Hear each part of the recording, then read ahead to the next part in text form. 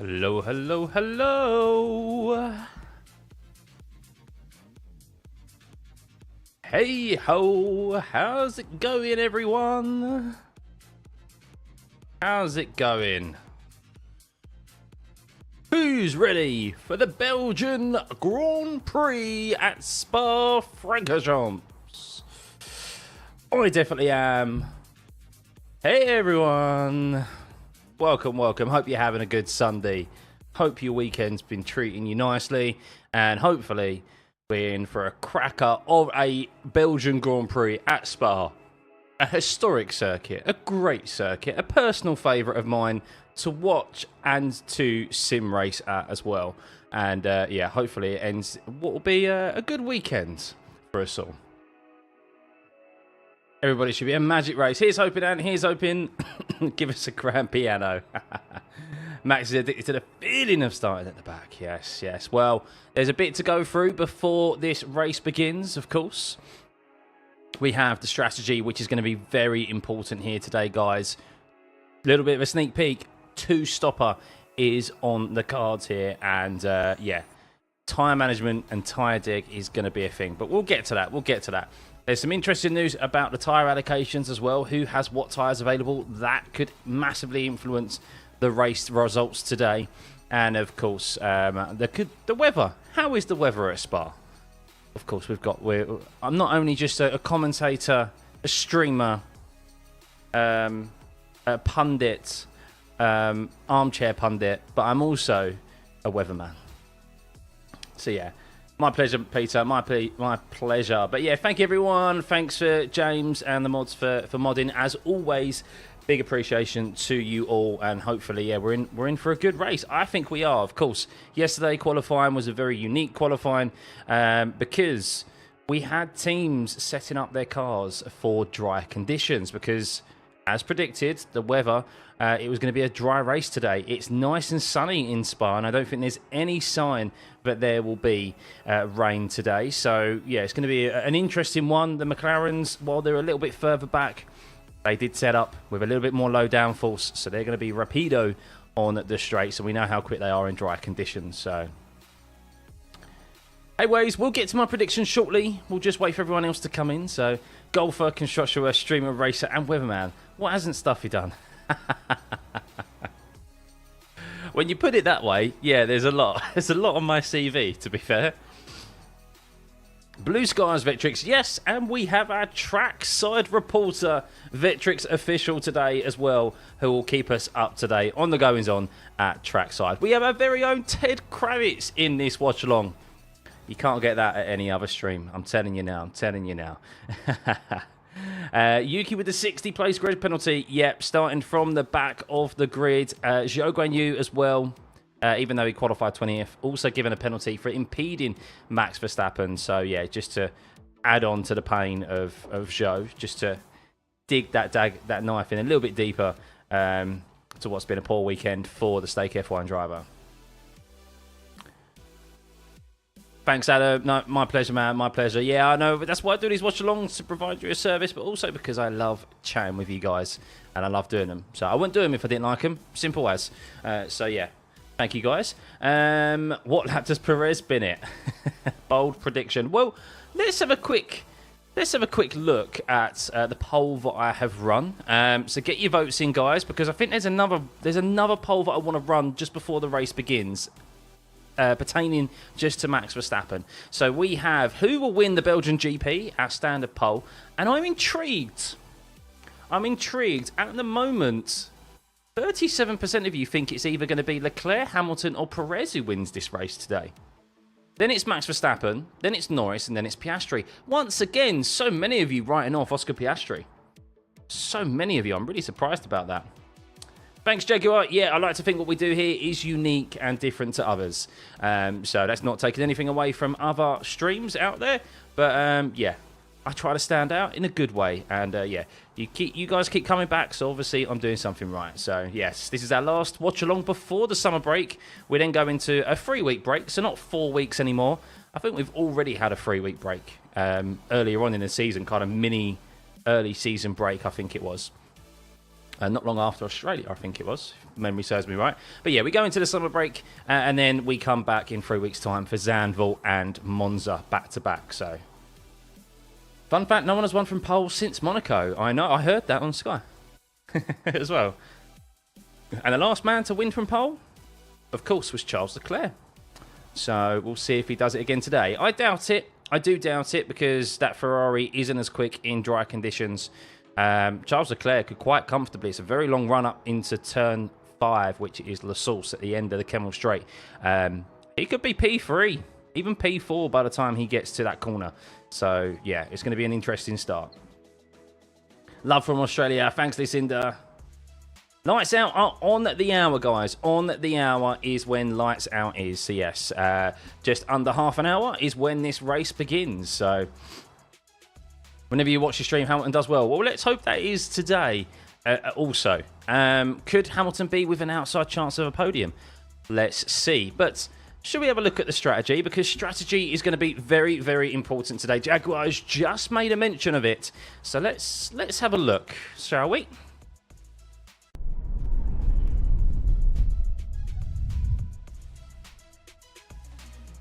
Hello, Taco. Hello, Marianne. Well, Daisy. Welcome, everyone. Welcome, everyone. So, strategy. Really, really key here at Spa this every year, but particularly this year as well. We have some relayed track surface, as Marianne correctly corrected me or pointed out to me, but it isn't the whole circuit, but a large proportion of the circuit has been resurfaced. But there is a lot of degradation here, and the teams have said that they're surprised by how much more degradation they've come across in the Friday. So managing the tyres is going to be important, and I think, as Pirelli are predicting here, it's definitely a 2-stopper. No one's going to pull off a 1-stopper, even with an early safety car, that's for sure. And I think really we are going to see this strategy, the medium to the 2-stopper with the 2 hards, I think is what we're going to see, barring a safety car. But even then, unless it's a real late safety car, I don't see the soft being used at all today. I just think you're throwing away lap time, and I don't see, even to try something alternatively, I just don't see how that's going to work. But keep an eye out on these two guys, because the main primary stop, as per the high deg that we've had reported from the teams, is this one, the medium to hard, I would suspect. And then the second one is medium, hard, medium. Now, keep an eye on that one there. So I think these are the two that we're going to see. This one we'll see only if there's like a safety car maybe. But let's have a look at the tyre allocations, because this is key, guys. This is key. But thank you for everyone who's tuning in. Thank you, everyone tuning in. Gabriel, no pleasure, buddy. You're still here in plenty of time. Is the undercut good here? It is and it isn't. It is and it isn't. It depends. It's not a given that the undercut is powerful. But, as we said with the high deg, if you pit too early with that undercut, you are going to end up being... you're going to end up with an extra lap an extra lap or a couple of extra laps of running on your tyres. And at Spa, with how long of a circuit it is here, that's more influential on the strategy and the pace than it would be at Hungary, like we had last time out. So yeah, I think if it's close, an undercut helps, but it is the sort of circuit where you'll see drivers maybe go a bit longer if they can and have that extra tyre life at the end, because the tyres really can fall off a cliff here at Spa quite easily. Hey Joel, time management and lots of speed is required here. That is very difficult to do. Exactly. If Max wins today, does that count as winning from pole? We did get the pole yesterday. Don't think it does. Hey David, thank you, buddy. So, yes, as Arnold mentions earlier on, I see that, Arnold. Let's have a look at the tyres, because these are the top 2 strats that we're going to see. Let's have a look at the strategy. This is where it is key here today, guys. Norris, Piastri, Sainz, Leclerc, Hamilton and Russell all have 2 brand new sets of hards. Where this race could come down to, and I think it is going to come down to today, is tyre management and strategy. Perez and Verstappen, I think, personally, have their work cut out for them today. I think they need some help with safety cars to really ensure that this race is shortened and they don't have to put as much energy through their tyres for a number of laps, because they only have one brand new hards and two brand new sets of mediums. So Charles Leclerc looks like he has two brand new sets of mediums. So Charles Leclerc is he has a bit more flexibility in regards to his strategy, depending on deg. However, you can see here that if it's as predicted, Verstappen has definitely got his work cut out for him on a set of medium compound tyres today. Now, my prediction is that I think Verstappen will get a podium position. I do not think Verstappen will win this race today. Purely because he's running a little bit more higher downforce. Yes, he has the engine, extra horsepower from the brand new engine, but he's running a little bit more downforce, and he doesn't have the ideal strategy in front of him today. So I think he'll make his way up to a podium position, but I don't think he's going to win this race. I actually think I want Norris to win, because I want to see a championship battle. However, I do suspect that Piastri is just quietly going about his business. Not even sneakily, just quietly going about his business. And I think Piastri is going to win this race today. I'd like to see Norris, but I just got a feeling off the back of last week, and Piastri's gone well in his long runs. He did also pretty good in qualifying yesterday, considering the conditions and the setup they're running. So, yeah, we'll see. But I think Piastri's going to win. I'd like to see Norris win, and I think Max will get the last podium. I think it'll be a McLaren 1-2 again, to be honest. But look, it's Spa. Anything can happen. There's still 3 cars ahead of them that they need to clear in the form of Leclerc, Perez, and Hamilton. And yeah, they need to get past them first before they can start stretching out that lead ahead of Max. So, and there could also be a safety car, which we've seen at Spa before. So, could we get a Spa 2012 incident at Turn 1? No, I don't think so. Well, anything's possible with Logan Sargent, but Logan Sargent's starting at the back, so. Are you Georgine Thomas? Oh, cool. There's been about 100 safety cars today of all the feeder series. I know, I watched the F2 earlier, and yeah, it was crazy, but that's F2. That's F2. Max has got to go medium, hard, medium with a long middle stint. Exactly, Jaguar, exactly, and that could be detrimental to him. That could really be detrimental to him when you've got the likes of everyone else around him on the hard, got 2 hards to use. And also, I will say, the Red Bull on the medium compound tyre in particular at the last couple of races has munched those tyres. They've been much better on the hards, so I think we're going to see probably a strong middle stint from Verstappen today. But I think I'm surprised they haven't used another set of hards, because that Red Bull, I think there's a pattern forming, but it doesn't like the medium compound tyre. Whichever level of compound that is, at whichever circuit, it just doesn't like that medium compound. So, yeah, it's going to be intriguing to see. Are we going to see a Verstappen masterclass on his tyres? We know how good he is, but I think he's definitely got his work cut out for him today, and it's not going to be as easy as it was last year when he obviously had that massive car advantage. Max has done it being further back though, but today he'll have to do a hard... yeah, Max going to be too aggressive through traffic and mess up his own race. Possible bring out safety car. I don't know. I think so. Everything you've heard from Max and the Red Bull has actually been, we're aiming for a podium. It's damage limitation today. I think they genuinely don't believe the win is on the cards. They're realistic. They know they don't have the advantage in that car that they had last year. But they know that they've got the car advantage to get ahead of Hamilton and Leclerc. And then, of course, Perez will move over at a whim for Max also. So their race is solely with McLaren.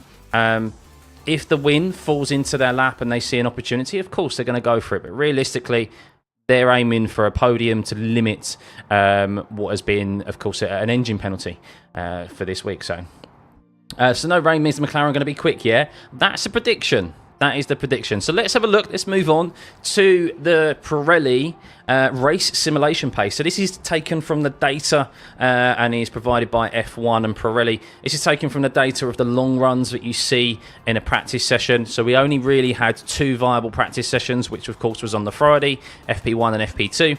And they're indicating that McLaren's slightly behind by 0.12% there, so plus 0.13. But of course, that's only from data that they've gathered on the Friday. We don't know what battery modes they were running, fuel loads, engine modes. So you still have to take this always with a pinch of salt, regardless of the order. But I mean, RB, are they really that far down on race pace? I doubt it. I really do doubt it. So yeah, we'll see. But yeah, you have to take this with a pinch of salt because they don't have the data of fuel loads and engine modes and so forth. Do you know what McLaren said about this race? Did they say they can win? Yes, they did, yeah.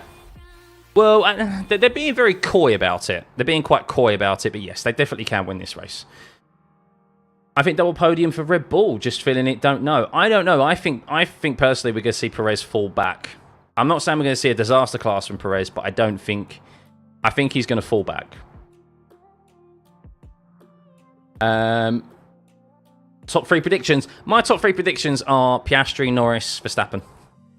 I'd like to see it flipped with Norris ahead because I'd like to see that championship battle come a bit closer. At least give us with a false sense of hope that there will be a championship fight for the driver championship. But yeah, that's what I predict.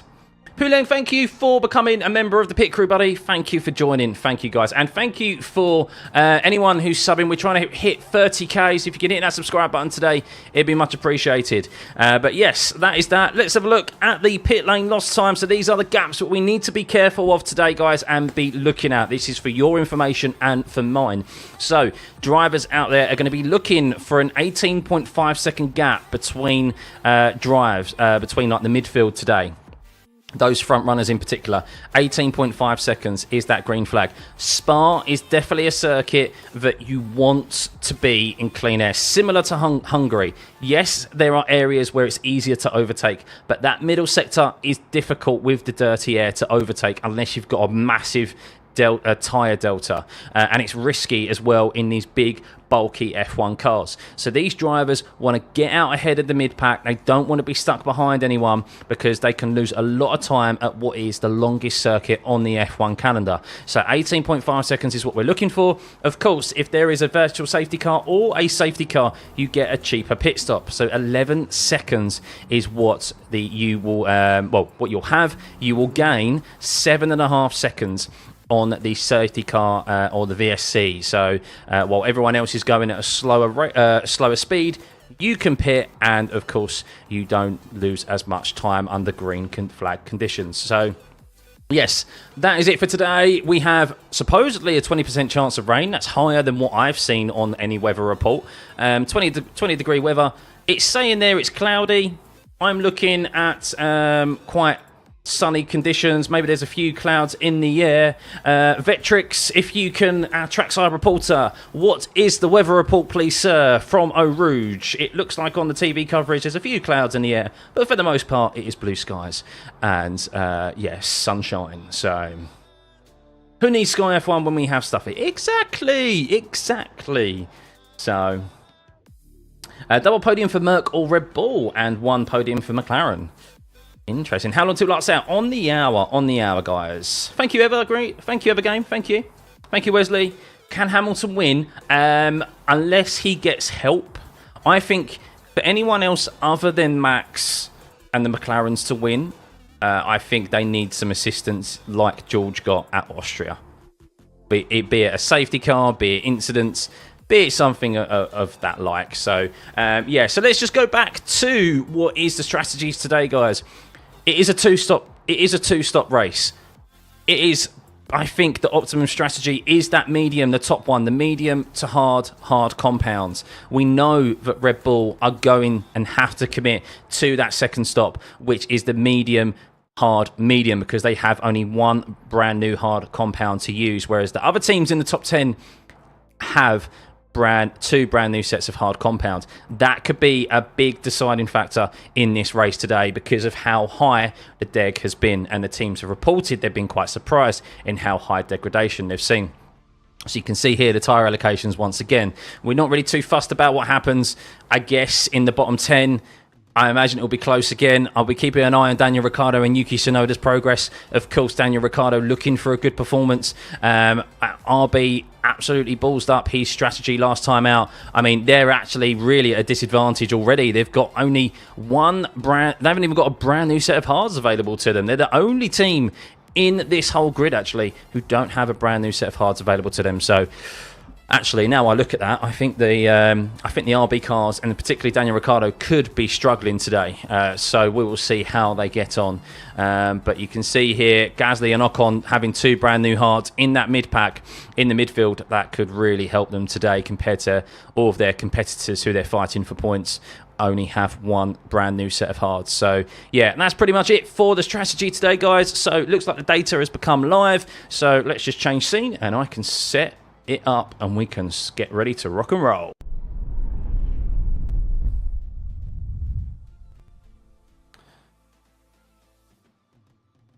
Maybe RB won't get the podium today, but they sure will get points. We'll see, we'll see, we'll see. Oh, why is my light not on? Let there be light. Oh, that's a bit harsh, isn't it? Don't look at me. Ah, the lights. There we go. Much better.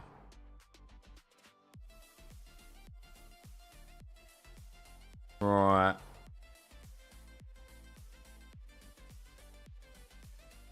Let's load this up and let's get cracking. What's my second poll going to be? Yes, I'm going to end the poll now. I'm going to end the poll now, and well, 38% of you think Leclerc, Hamilton, or Perez is going to win this race. I'm still surprised about that, guys, and I think it's I'm so surprised that this trust that Piastri's getting. So many people writing Piastri off. I'm shocked. I'm absolutely shocked. But let's set this up.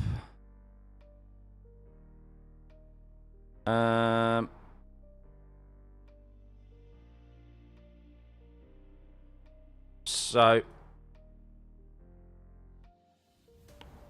hang on. Risk of rain 0% is what I've got here, so I'm not sure where that came from, by the way. Continue to live time it. Right, here we go. Ready. Lights out on the hour, guys. Lights out on the hour. Here we go. Let's just move that there. I think we're going to need a bit more tyre.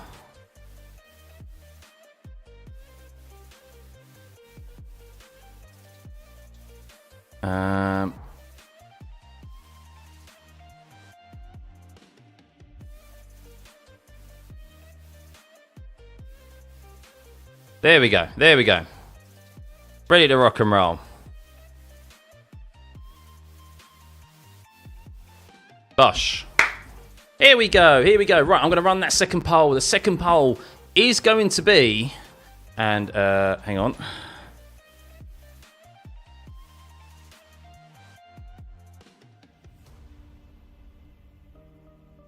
Oh, my spelling is horrendous. Horrendous. What happens when you're under pressure?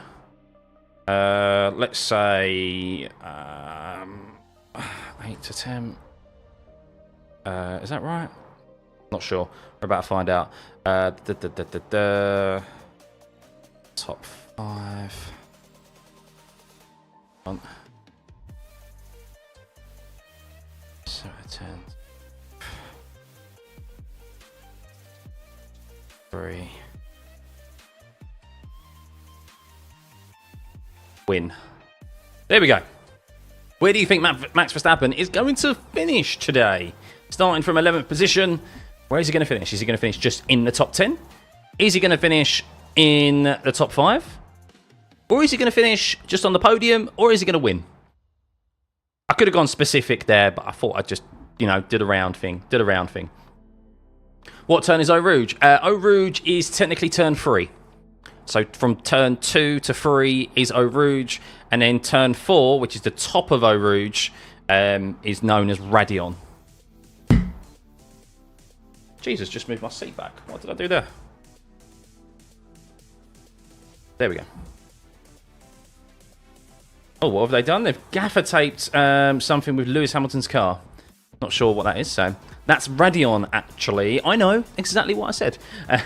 Why have you... So let's hope so Hamilton and Leclerc from your side. Because they're not up to pace with the McLarens or the Red Bull at the moment. They're definitely the third fastest car. That's basically why, simple as. It's nothing to do with the drivers' abilities. The drivers are limited to their machinery, of course, in F1. And at the moment, yes, the Mercedes was much better in Silverstone. They was good in Hungary.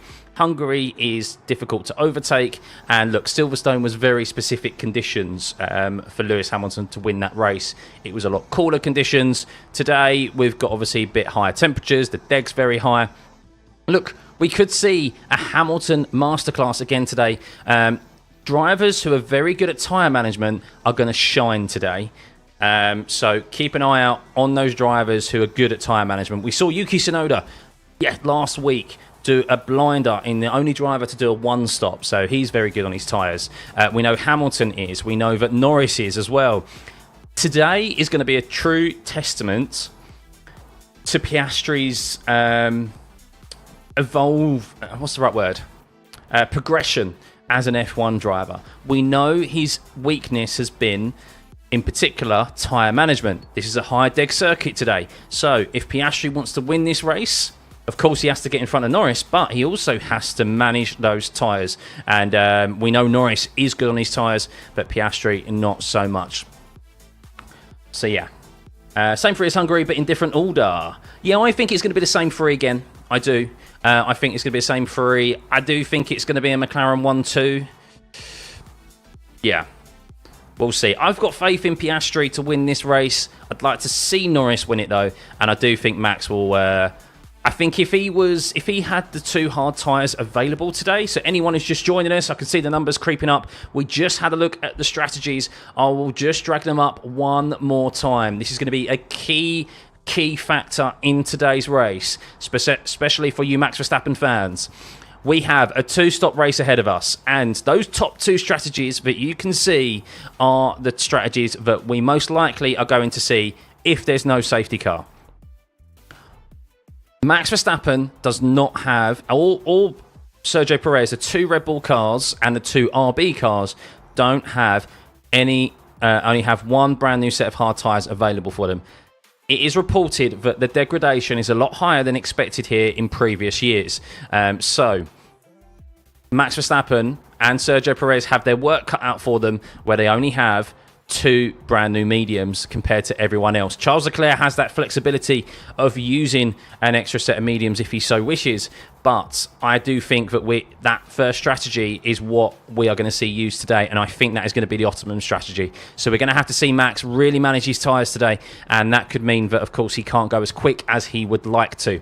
We know he's running more downforce as well, which means he can be quick in that middle sector. However, if he pushes too hard, he's going to take too much life out of his tyres. So, yeah. Sometimes too much downforce can be a detriment to you. But we'll see. We'll see. Also, something else I forgot to mention is what is also going to make this harder for Max Verstappen to overtake here this weekend today is that the DRS has been shortened compared to last year by 75 metres. That's quite a considerable margin. So, Max... I do think for Max to win this race today, he needs some assistance from a safety car, from a damage to the McLarens, for him to win this race, personally. That's just what I think. I think he's still going to get a podium, but I think there'll be quite a gap to the top two, who I do think will be the McLarens. I think they just need to bide their time and pick off those three in front of them. As soon as the DRS opens, I think they'll easily be able to breeze past Hamilton, Perez and Leclerc. Can Max win today? He can. There's no reason why he can't, but I think there's too many variables there. I think he needs assistance, yeah. I think he needs assistance, so from a safety car.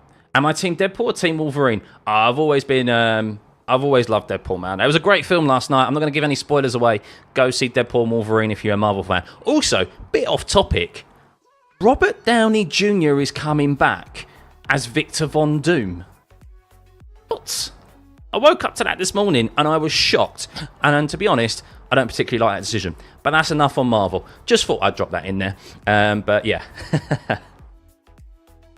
You think it's going to be McLaren versus Hamilton? We'll see. We'll see, Georgian. We will see. But yes, big thank you for everyone who's tuning back into these watch-alongs. We are not long to go until this race gets underway. I do suspect that we're going to see everyone start on the medium compound tyre. Maybe someone will start on the hard a little bit further back down the grid and try and goal hang for a safety car when those drivers first come into pit. We will see. 18.5 seconds is what we need to keep an eye out on in regards to interval times, guys.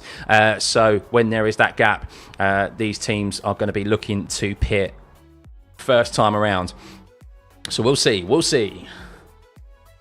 What do you think of the turns at this track? One of the best? I love this track. So I'm a big fan of fast, free-flowing circuits. Oh, we look like we have the first tyre blanket removed, which is Fernando Alonso's. And we have just over 2 minutes for this race. Last Stroll on the hard compound. Ricciardo start... Oh, no. What have RB done? I think RB have already shafted Daniel Ricciardo. I don't agree with that decision on the softs whatsoever. What have they done with Daniel Ricciardo pitting on the softs? Are they suspecting that there might be an early safety car? I don't think that's a good decision at all to be starting on the soft compound tyre. Carlos Sainz, interestingly, starting on the hards. So he's the only driver out of that top 7 to mix it up there. Interesting.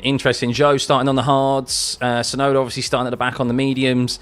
Predominantly what I expected to see is a couple of guys going a little bit out there, but Ricciardo starting on the softs, I think he's just throwing away positions again. I'm really surprised about that. We'll see how that plays out during the course of this race. But, I mean, Pirelli, as an example, predict that those tyres are going to last 7 to 12 laps. And I think from Pirelli's predictions, we normally see that the soft tyres in the first stint fall off even quicker than that. So I don't expect that. I think we'll see Daniel Ricciardo pit after 5 laps. Maybe it's for him to do a severe undercut. I don't know, but he doesn't have 2 hards available to him. Really strange, really strange. Hey, Rabinder. Ricciardo's a free stop then. Probably. Yeah, I think so, Lee. Yeah, I think he's a free stop. That's a good shout. Yeah. So, but yeah, no, going back to my circuits, I love Spa. I love it as an in real life race circuit to watch racing. I love to race it on sim racing as well. And I'm always my favourite circuits are the fast, free flowing ones. So Silverstone, Spa, Suzuka. Like they're kind of like my top 3 on the F1 calendar. Just for myself personally to race and to watch racing at as well. So yeah, I love those circuits. I'm not a fan of the slower circuits, shall we say, or some boring circuits, even though they can be quicker, shall we say, in a straight line or top speed. But Ricky's thinking same as Max. Going to go be Max and be able to pit when something happens. Maybe, yeah, maybe. I think. Apologies, my name already. I've already forgotten your name, but I think that's Daniel Ricciardo thinking about getting him into some clean air.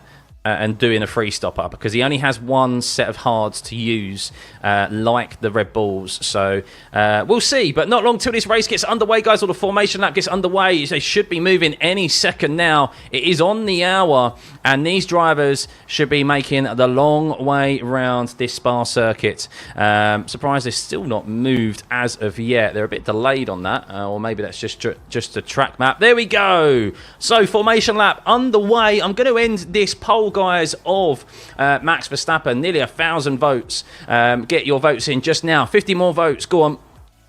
I'll leave it open for just a few more seconds till that gets to 1,000 votes of where do you think Max Verstappen, starting from 11th position today, where do you think he is going to finish? Of course, he has only 1 set of hards available to him today, whereas all the other teams have 2 sets of hards on a high deg circuit and what is going to be a high deg race. So it's going to be very intriguing today. Tyre management going to be a factor.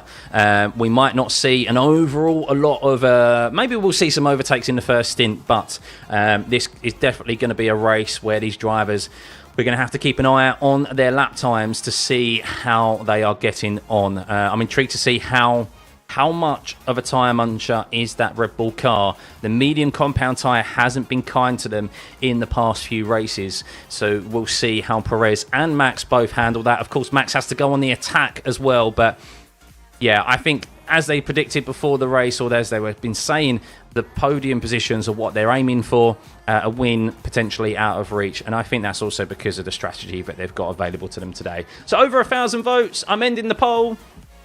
Thank you for everyone who's voted, and it is top 5. Everyone thinks he's going to be at least, well, 35% think top 5, 33% think on the podiums, 20% think win, and 10% think he's going to finish in the lower position, in the lower half of the top 10. Basically, I got that wrong, 7 to 10. I should have put 6 to 10. But yeah, cool. Right, well, let's see. We haven't got long to find out. Charles Leclerc is on pole position.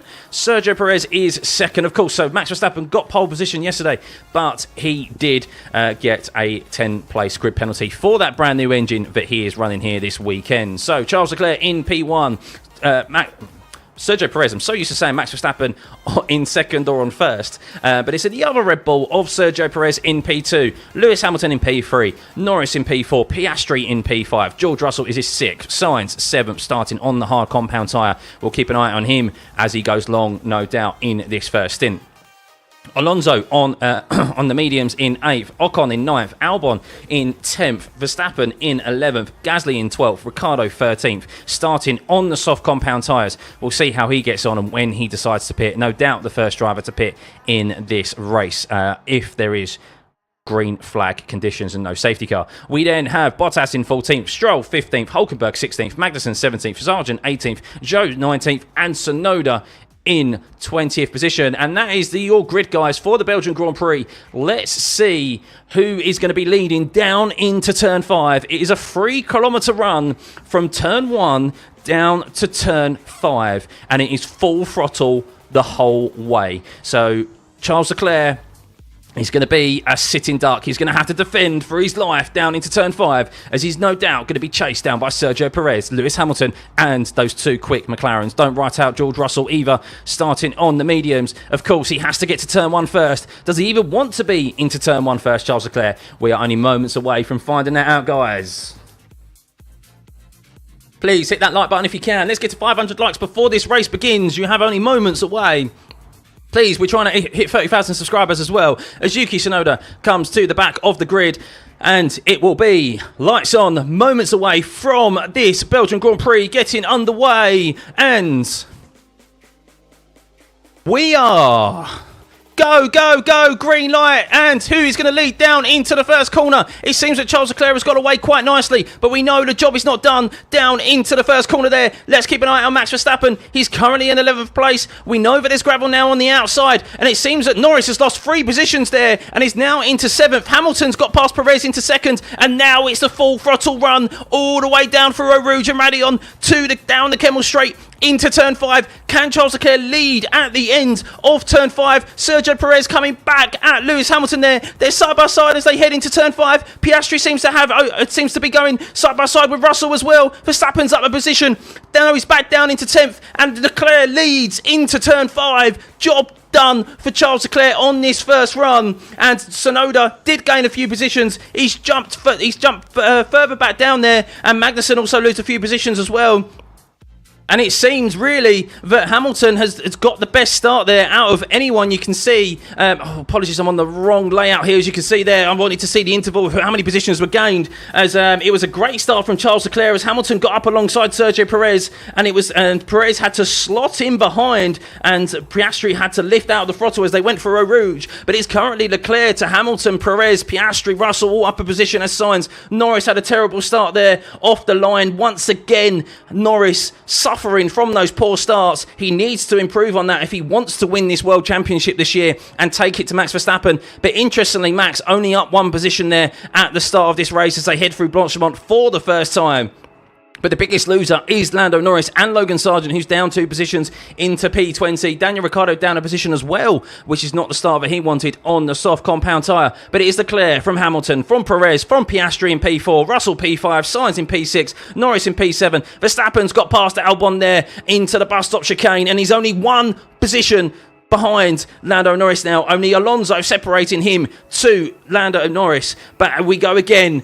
DRS will now be enabled and Hamilton will be able to have an attack on Charles Leclerc. He'll be punching a hole in that air ahead of him for the Mercedes behind, as will Sergio Perez, who might be benefiting from a double toe here. Norris all over the back of Carlos Sainz though, and he will be able to gain his position. You can see Verstappen all over the back of Alonso. It's going to be an easy move for Max Verstappen. Norris needs to get past Carlos Sainz here into turn 5 to keep a car between him and Max Verstappen, and he does. Norris dispatches Sainz and he's back up into P6. No, he's lost it. Norris unable to hold on to that position, and Max is now behind Lando Norris. Unbelievably poor start here for Lando Norris. He is down 3 positions. Max is up 3. He was unable to make the move stick Lando into La Source there, turn 5. And Sainz on the hard compound tyre going very nicely. Hamilton unable to gain sufficiently on Charles Leclerc there. But of course, we're going to see these drivers. How long can they attack on this set of tyres before we see them drop back a little bit into that tyre saving mode? But wow, this is a very poor start from Lando Norris. Down 3 positions. Max Verstappen all over the back of him now. We'll see if Max is able to dispatch Lando. And how hard will Lando defend from Max as well, his championship rival? Yes, Lando went deep into La Source and he actually had to take to the runoff, which is why Carlos Sainz maintained that position. But Max, not really setting the world alight, but just doing what he needed to do, which is just bide his time and pick people off. But Charles Leclerc leads the second lap from Lewis Hamilton. Hamilton fastest lap of the race. Of course, in DRS, he's a lot closer this time around to Charles Leclerc. Only 3 tenths behind. There is DRS down into the first corner. And, well, he's broken the toe of Sergio Perez already, Lewis Hamilton. And he will have a run. He might not even need DRS here as he heads through Eau Rouge for the third time behind Charles Leclerc. They go for Radion at the top of the onto the Kemmel Straight. He's got DRS open and Hamilton is ahead of Charles Leclerc before they even get halfway down the Kemmel Straight. And Lewis Hamilton down into turn 5 on the brakes leads the Belgian Grand Prix after 3 laps. Let's see if Lewis can pull this gap now on Charles Leclerc and the drivers behind. Max Verstappen unable to close the gap sufficiently on Lando there down the main straight. We're now going to see, is that extra downforce of Max Verstappen going to be a detriment to him down the main straight on that pacey McLaren, as long as Lando is able to stay with Sainz? But Max is all over the back of Lando. Lando will be looking in his rearview mirrors and we'll see that Red Bull of Max Verstappen, that number 1 car, which he's very strong through this middle sector, Max Verstappen.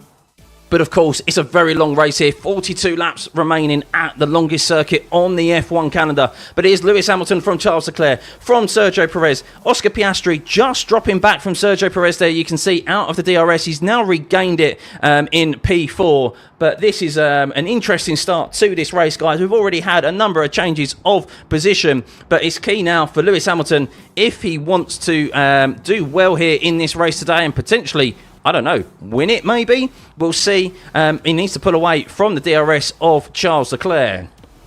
Wow, guys, what a start, what a start. Hamilton might be able to move up from midfield in championship before the break. That was Norris P7. He just had a very poor start. So, Hamilton has much more traction than Charles Leclerc, which is interesting. But with that DRS down the start-finish straight, Leclerc is just able... Oh, he might not even have DRS here, Charles Leclerc, because I think the DRS line is down that straight into turn 2. And I think Charles Leclerc has already lost the DRS of Lewis Hamilton. He has indeed. So this is ideal for Lewis. But of course, he is close enough that he'll be gaining a toe down this long Kemmel Straight. Down into turn 5, La Source. But Lewis Hamilton very nicely going from him at the moment as he's pulling away from Charles Leclerc. Max Verstappen just sitting quite nicely behind Lando Norris at the moment, sitting around 6 tenths to half a second behind. He's not taking too much life out of his tyres. And we've got a very slow Zhou Guanyu. What is up with Zhou Guanyu? Is this going to bring out a safety car, or does he have to retire the car? I actually don't want to see a safety car because I think we have a good race on our hands at the moment. You can see there that the top 8 are really are just starting to pull away from Fernando Alonso. And we've got a good race on our hands. So if Zhou has to retire the car, do it now, please, Zhou. Do it now. Big thank you for all the subs coming in, by the way, guys. Thank you, thank you. If you can hit that like button and get this stream to over 1,000 likes as well, much appreciated. But Lewis Hamilton is getting a gap on Charles Leclerc at the moment. 1 second ahead. Oh, Charles Leclerc just sneaks back within it. Let's see if Lewis is able to get that extra traction out of the bus stop, though, and nullify that DRS that Leclerc will have down into the short run to turn 1. He did it last time around. Zhou Guanyu continuing on.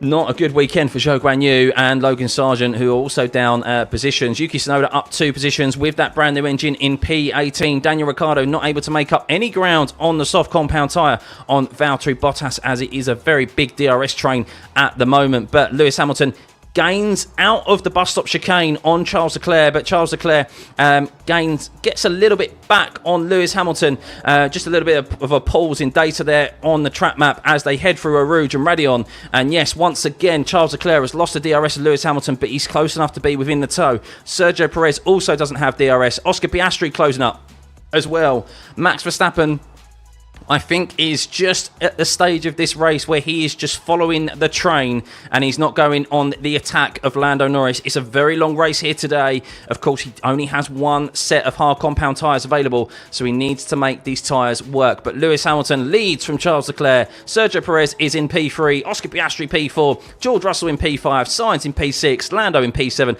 Verstappen in P8, Fernando Alonso in P9, starting to drop back from that top 8 and fall behind Max Verstappen. Albon in P10, where he started going well for Alex Albon, as he actually put some pressure on Alonso down the end of the Kemmel Straight there last time around. Esteban Ocon and Gasly in 11th and 12th. Valtteri Bottas going nicely in 13th. Ricciardo is going on the soft compound tyre in 14th. We'll see how long it takes before he starts to pit, because he's not gaining any ground on this soft compound tyre. He's actually lost ground at the start. Lance Stroll 15th, Hulkenberg 16th, Magnussen 17th, Tsunoda up into 18th, and Sargent and Zhou in 19th and 20th. And Zhou is very close to be getting lapped. But Lewis Hamilton in that clean air, you can see how detrimental the dirty air is in these F1 cars, as Lewis Hamilton in clean air is 4 tenths quicker, half a second quicker than the rest of the field in the middle sector. But the tow is so powerful here at Spa that Charles Leclerc is still able to stay close to Lewis Hamilton, but he is starting to fall back 1.2 seconds now. He's losing around 2 tenths per lap, it seems, from the extra grip that the Mercedes seems to have in that clean air. And, well, are we going to see a masterclass today from Lewis Hamilton with this potential higher deg race that we've got in front of us? I think the key is here, though, is when these cars get out into clean air. The likes of the McLarens, not in the DRS train, they're saving at the moment, but when they get into clean air, how quick can those McLarens go? How quick can the other teams go? And that could be where the race is won and lost here today. But it's very intriguing first stage of this race, first stint of this race, as we have the top 8 separated by no more than 6 seconds. As Lewis Hamilton pulling out a 1.2 second gap on Charles Leclerc. Perez dropping back 1.6, 1.7 seconds to the front 2. Piastri is just sitting nicely behind Perez, not pressuring him at all. Likewise, George Russell. Those 5 cars there of Piastri, Russell, Sainz, Norris and Verstappen are just managing their tyres at the moment, whereas Sergio Perez is discernibly starting to drop back off of Charles Leclerc. We have seen that the Red Bull has struggled on the medium compound tyre in the last few races. So are we starting to see that rear its ugly head already? Or is this a conscious decision by Sergio Perez to drop back out of the dirty air of Charles Leclerc? We will see, guys. We will see. Guys, time to bet how many times will Zhou be lapped before he retires. Well, Zhou is in the pits. Zhou is in the pit lane, right on cue. As Lewis Hamilton reports, something is moving down by my legs. Cue the jokes, guys. Cue the jokes. But Zhou Guanyu is, I think, no doubt, probably going to retire the car. This is very early for him to pit. Is he trudging down the pit lane? He is not. He is in the pit. So I think that is Zhou's race over and done with there. He's already been lapped, and we're only just gone on to the 7th lap of this race. Oscar Piastri a lot closer to Sergio Perez, though. He has the DRS open. Does he see a potential move down into turn 5? He's very close, and he just lifts off the throttle as they head into turn 5 there, as Leclerc losing more time to Lewis Hamilton. Another couple of attempts that last time around. A 49.4 for Lewis and a 49.6 for Charles Leclerc.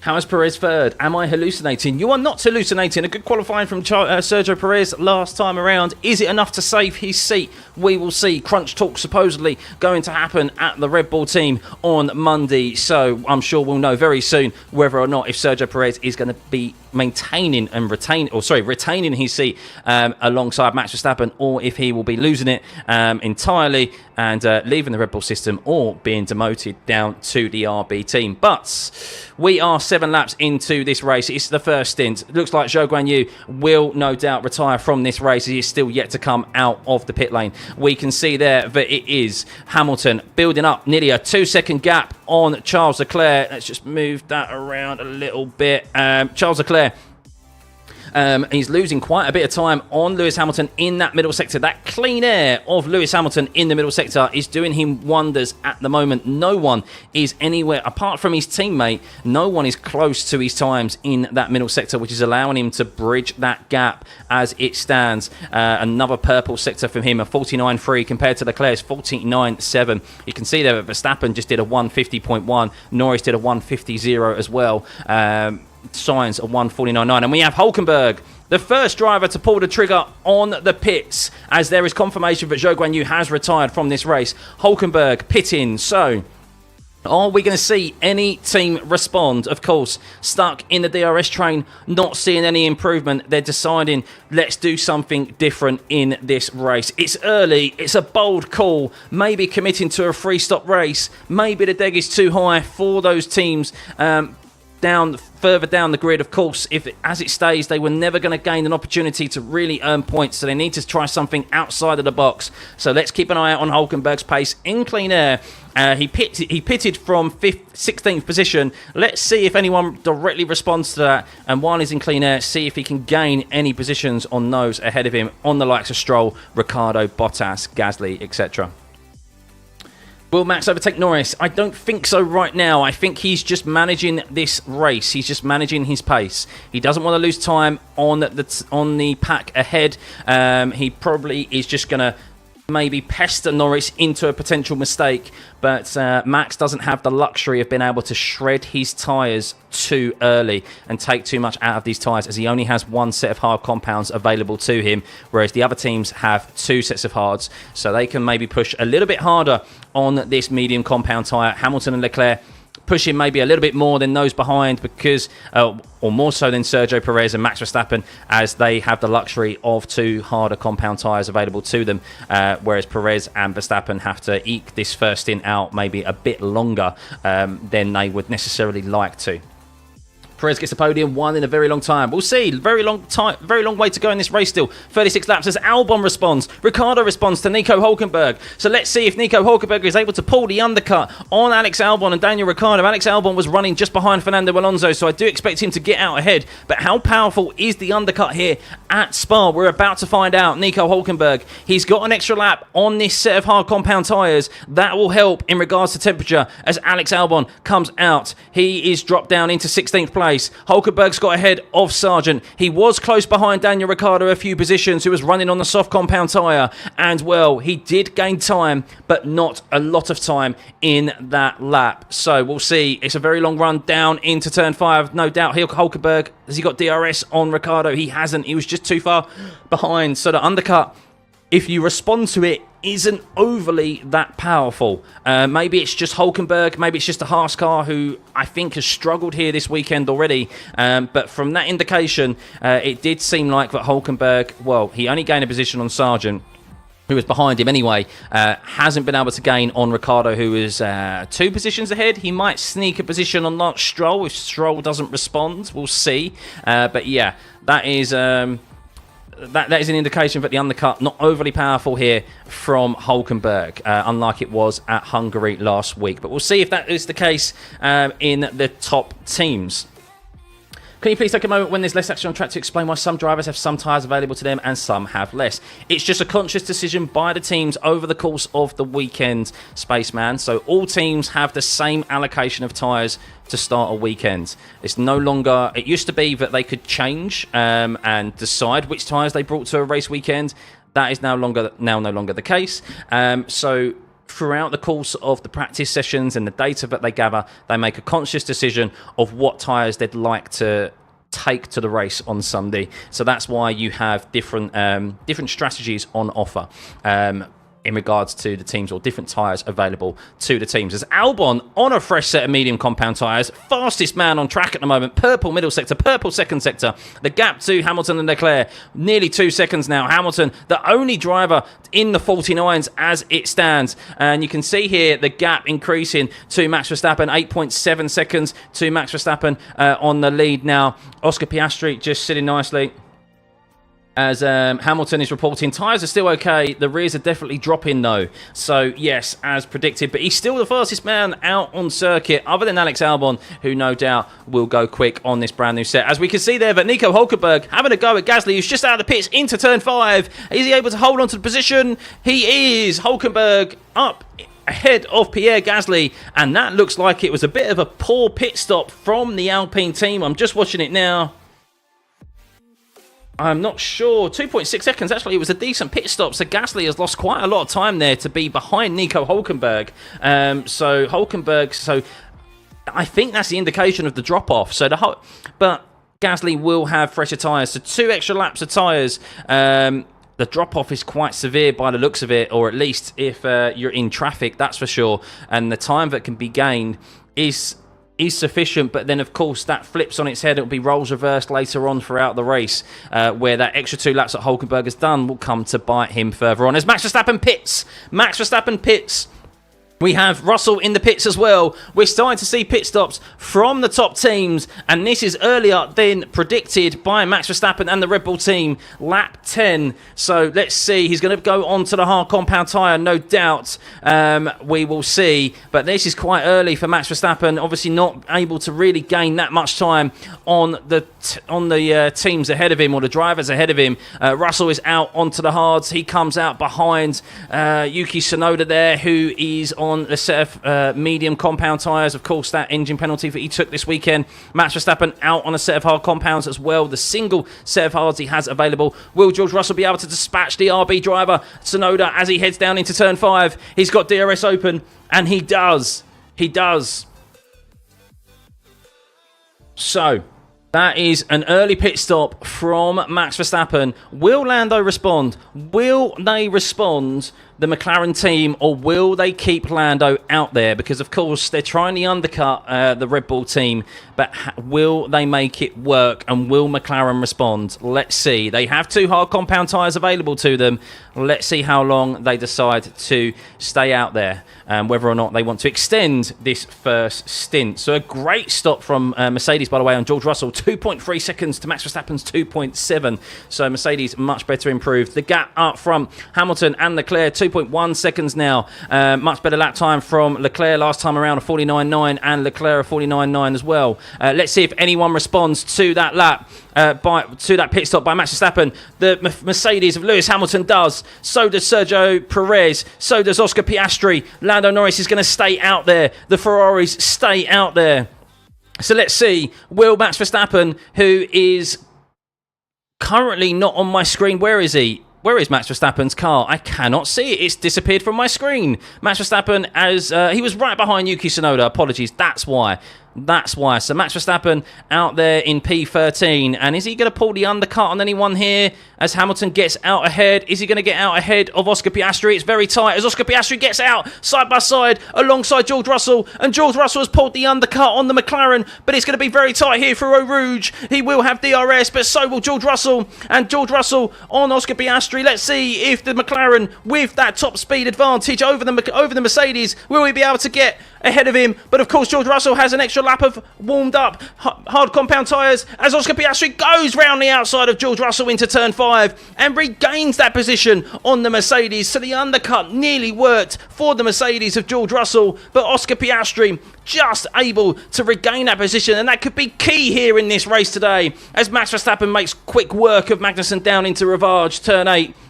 and has his sights set on George Russell. But Norris closing up the gap now on Carlos Sainz, who is on the hard compound tyre. He's going a bit longer. Hamilton on the back of Ocon. This is not ideal for Lewis Hamilton. He needs to clear the Alpine as quick as possible on that fresh tyres. Is he going to go for a move into Stavolo? No. Hamilton has to wait. So this isn't ideal. This is not an ideal outlap for Lewis Hamilton. He might lose a position here to the Ferrari of Charles Leclerc if Leclerc decides to come in and pit. Does he pit? He does. So this is going to be key here. Can Lewis get ahead of Ocon down in through Blanchimont and into the bus stop? I think he needs to. Otherwise, Charles Leclerc, how much time did he lose on that in-lap? We will see. And Hamilton, does he go for the move? He's going through, he's going side by side with Ocon, and Ocon dives into the pits, but that wasn't the ideal outlap for Lewis Hamilton there as Charles Leclerc comes down to the end of the pit lane. He will maintain the lead, but that could have been so much better for Lewis Hamilton rather than if he got out into some clean air, as Leclerc has closed that gap on Lewis Hamilton. As Lewis Hamilton says, as Leclerc said, if we get an undercut, let's go long. As Piastri went for a move on Sergio Perez. So this is getting very tight here. And it looks like Oscar Piastri is going to be able to have a move on Sergio Perez here. He needs to get this done. DRS open on the Red Bull car. And he gets past Perez before they even head into turn 5. Can he maintain it into La Source under braking? He can. And the McLaren of Oscar Piastri gets ahead of Perez. And will now have his sights set on Charles Leclerc as Sainz and Norris extend this first stint. A purple first sector from Piastri. Verstappen was fastest last time out, but he's 1.1 seconds behind George Russell. He's just dropping back slightly, not able to get in DRS of George Russell yet, as he is in the tow of his teammate, as there's now a wasp in my room. Get out, you bugger, please. Ugh. Ugh. Let me just go open a window. 2 seconds quickly, guys.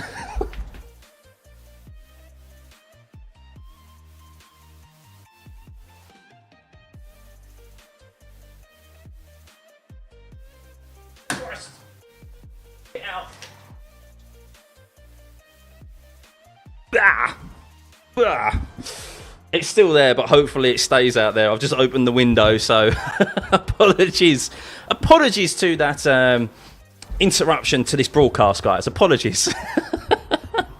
This is what I'm having to deal with here, guys, bringing you this coverage. If you could please hit that like and subscribe button in this short interval, it'd be much appreciated. Big thank you. Trying to hit 30,000 subscribers. If you can see that above, shut the window. It's right up there, I think. I've just opened the window to try and get rid of it. It was on the curtain. Top of the curtain. That's right, the missus has come in to just get rid of it as Alonso pits. Sorry guys, let me get my composure back. Right, where are we? Carlos Sainz in P1 on the hard compound tyre, going long, as you can see there. Lando Norris following him as well. Not doing too bad, but he's starting to drop off there. You can see his lap times, that hard compound tyre going nicely as Piastri sets the fastest lap of the race, a 47.5 there. Ocon setting the fastest first sector. So you can see how the tyres are really falling off. Lando Norris, a 49.9 from him. You can see that is the indication of those medium compound tyres not as quick as the hards at this stage of the race. Lewis Hamilton, a 48.2 from him on the hard compound tyre. That gap to Leclerc, which was 2 seconds or over 2 seconds, but he got caught when he made the pit stop, got caught behind Esteban Ocon for over half a lap, has meant that he is still leading this race, but couldn't extend that gap out up front. So that is 1.6 seconds now, but you can see there a fastest middle sector from Lewis, so going quite nicely. This could be I really didn't think Lewis was in a chance of winning this race, but Oscar Piastri, importantly in this race, guys, has got ahead of Sergio Perez and George Russell. 2 key overtakes in this race. Intrigued to see what the McLarens do by running long in this first stint, but he's half a second slower than Carlos Sainz at the moment, who is extending that lead on the hard compound tyre, as Hamilton in P3, a 48.1 compared to Leclerc's 48.2. as Norris is being told 100% pace, 100% pace, and no doubt he's going to be coming into the pits very soon. Max Verstappen is now within the DRS of George Russell of 48.1. Quite a few track limits occurring out there as well. Lando Norris has had a lap time deleted. Stroll, Hamilton, and Hulkenberg as Ocon gets past his teammate there for P15. We're still yet to see Magnussen and Tsunoda pit in this race, as well as Norris and Sainz. We've seen a pit stop from everyone, barring those four drivers, and we have 30 laps remaining. This is a key phase of this race, and well, you can see there that Charles Leclerc just gains a bit in the first sector, of course, with the assistance of DRS and the tow, but then Lewis Hamilton gains with that clean air in this middle sector compared to the Ferrari of Charles Leclerc. Oscar Piastri, is he gaining on those ahead of him? Well, he's lapping around the same time, I thought. And there's a yellow flag. Carlos Sainz, I think, has just gone wide there into turn 14 and touched the gravel. A brief yellow flag there. Most definitely, that is what he's just done, as Lando Norris is 1.6 seconds behind Carlos Sainz now. And Sainz, very, very lucky there, no doubt, getting a wheel onto the gravel. It's very easy to do through turn 14, especially if those tyres are starting to come to the end of their life. You really need the front end grip through turn 14, and well, no doubt he is starting to lose it as Lando Norris pits as predicted. 100% pace for Lando Norris. He is now into the pits, and well, he is going to lose, of course, all those positions to Sergio Perez, Piastri, Russell, Verstappen, Leclerc, Hamilton. But, of course, he'll be on fresher tyres at the end of this race. So we could see a charging Lando Norris come the end with the offset here. That is what McLaren are hoping for after the poor start that Lando Norris had. Once again, I wonder if that was a mechanical issue, as they reported in Hungary, or if that was just a poor start in general from Lando, which we have seen throughout the course of this year. But Sainz now in the lead on the hard compound tyre going long. Hamilton 1.4 seconds ahead of Charles Leclerc, just a tenth slower than Leclerc last time around. Piastri in P4, 48.0 from him, so he's just sitting nicely behind Charles Leclerc. And well, I don't think we're going to see anyone maybe make a move here until the last stint, which is going to be intriguing to see, unless someone makes a mistake, and then that could really bunch up the field. That is all it takes here. That is all it takes. Max Verstappen, update, he is in P7. He is 5 laps on this hard compound tyres. He is close behind George Russell, but with this DRS train that George Russell has on Sergio Perez, he's just not really able to gain anything at the moment. With, of course, that extra downforce that he is using this time around, he has not got a top-end speed advantage that he had last year over the rest of the field. So just being made to work for it a little bit more, but he is currently up 4 positions into P7. But thank you guys for tuning in. Over 5,000 of you here in the stream. If you could hit that like button and hit the subscribe button as well. Let's get that up to 29,000 at the top right hand of your screen. 28.4 has just gone over. Thank you very much, guys. But we're aiming for 30,000. But let's take it bit by bit. Let's go 28.5. As I just watched Carlos Sainz is off there, and very, very lucky. He actually went 4 wheels onto the gravel. Very, very lucky to save the car. Good car control, but that's why he dropped back into the clutches of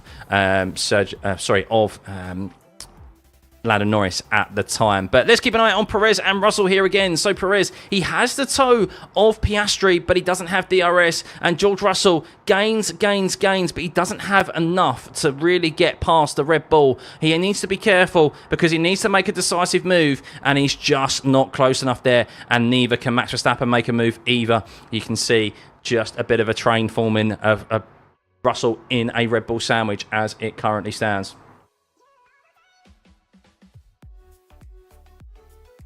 Just listening to Norris Radio. Talking about undercutting Carlos Sainz, which is interesting, but let's see how he gets on. But let's have a rundown of the grid as it stands, as we are only yet to see a pit stop from 2 drivers, Kevin Magnussen and Carlos Sainz, who is in P1. So Sainz is your leader, yet to make a pit stop. He is currently 5.7 seconds ahead of Hamilton, who has made a pit stop, is on the hard compound tyre now in P2. Charles Leclerc, 1.5 seconds back from the Mercedes driver in P3. Oscar Piastri is in P4, 3 seconds back now from Charles Leclerc. Interesting that he has dropped so far back, but maybe he is just in tyre saving.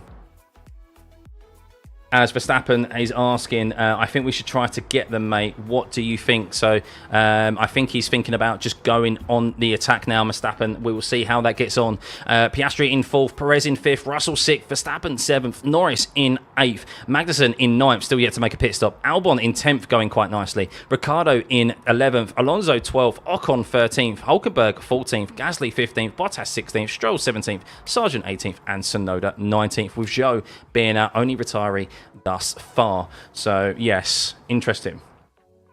Joel, good to see you. What's happened in the race thus far? As Magnussen is now in the pit lane. Well, as you can see, Lewis Hamilton is leading in this race once Sainz makes a pit stop.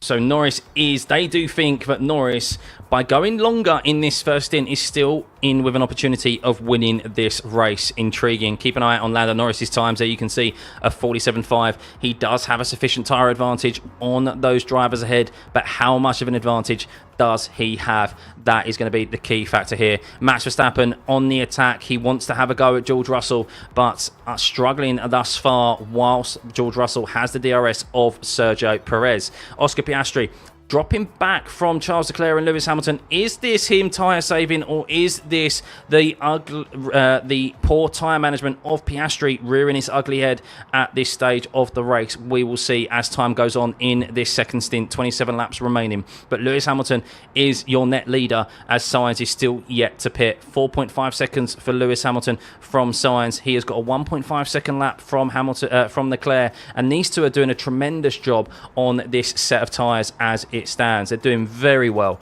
I'm surprised that they're as quick and managing these tyres as well as they are. Future teammates in 2025, guys. Future Ferrari teammates. So let's keep an eye on how they get on. Sainz tries 1-stop or 2-stop medium soft tyre under any yellow flag. I think so, Orkan. Yeah, I think they're probably trying to goal hang, maybe. Try and go as long as possible. He has another set of hards available to him. And a set of mediums. So yeah, I think Sainz will pit once Hamilton catches. I think that's what they'll do. Once Hamilton catches Sainz, they'll make the pit stop. That's what they'll do. Let's see. I don't think he can pull off a 1-stop because he has to pit to a medium tyre still, and the medium isn't lasting long. So it will last longer, of course, as the race goes on, but I still think it's not going to last. If he pits in 2 laps time, I don't think he can take that medium tyre 24 laps, 22 laps even. That's a long way to go on the medium compound tyre round this circuit. It's a 1 minute 50 lap time, as you can see. Carlos Sainz ready yet? Oh wow, I'd say that. Ferrari is saying they think they can go to the end. Wow, Sainz is going to go for the 1-stop. They think they can go to the end. Well, we'll see. Ferrari may be doing Ferrari strategy things. We'll see if it's a masterstroke from Sainz, but he's going to be a sitting duck at the end. People are going to have to overtake him out on circuit. Here comes Emin Soft, but I think it's a divergence. We'll see. We'll see. Sainz is not enough of a smooth operator, surely. I mean, this race is still up in the air. I can't tell you who's going to win this race. It is still up in the air. Lando's got the offset. This is the intriguing thing. He is going to go on to another set of hards, and he is going to have much more tyre life at the end. So he's going to be quick. But can he get the moves done out on circuit? We will see. We're seeing that the DRS train is difficult to overtake. With the DRS being shorter this year. It's 75 metres shorter than it was last year. So that's definitely playing a factor into this race. Otherwise, I think we would have seen maybe a few more changes for position already. But yeah, it's really intriguing. All aboard the Albon train again, by the way. Albon, as he did a few years ago, making that Williams car as wide as he possibly can, as he has Daniel Ricciardo in P10 behind him on the exact same use of medium compound tyres. So let's keep an eye on these two. This battle here up front of, in the mid-pack here of Albon, Ricciardo and Alonso, as Ocon is all over the back of Fernando Alonso here. Former teammates, he's got DRS open. Of course, they've got the toe of Ricciardo as well. But is he able to make the move stick? He is, I think, as they head down into turn 5. He clears Fernando Alonso way before they get into turn 5. As Stroll is also having a look at Hulkenberg down into turn 5. I always wince whenever Lance Stroll goes for an overtake because we know what can happen, ladies and gentlemen. So interesting there, interesting, but whew, I think everyone else will still have a stop. So Carlos is doing a mighty job. Yes, indeed. They're gonna. I mean, there's 25 laps left. I think, as I said, predicted, they're gonna wait for Hamilton to catch, and then they're gonna pit. I think that's what they're gonna do. I'd be very surprised if they pit just now, but Norris hasn't caught up yet. No, he doesn't want to go too hard, but because he's got a 5-lap tyre advantage, so he wants to continually eat into it. As Sainz now pits, okay, so a little bit earlier than I predicted. I thought he'd at least wait another lap or so for Hamilton to get onto the back of him, maybe to help Charles Leclerc, but no, they've pitted him now. They think this is the right time, and supposedly he's going to be going onto the medium compound tyre signs and going to the end of this race and try a one-stop. So let's see how that plays out for him. It's a bold strategy, Con. It's a bold strategy. Let's see how it plays out. Dodgeball quote there, guys. If you don't know. Very close here between Sergio Perez and George Russell. It looks like Sergio Perez has had a mistake here. He's had a poor exit out of turn 1. Will George Russell have an overtake opportunity here? He's side by side. He's got ahead of Sergio Perez into turn 5. Is he going to be able to make it stick? He does. And George Russell, after a mistake from Sergio Perez out of turn 1, he gets a poor run. And George Russell finally gets past gets past Max Verstappen's teammate Sergio Perez. And no doubt Sergio will move over to allow Max Verstappen through. No doubt team orders will be coming through very quickly, because you would suspect that without the DRS of Sergio Perez, George Russell will not be able to hold off Max Verstappen, and that will release him. This could have just turned the race.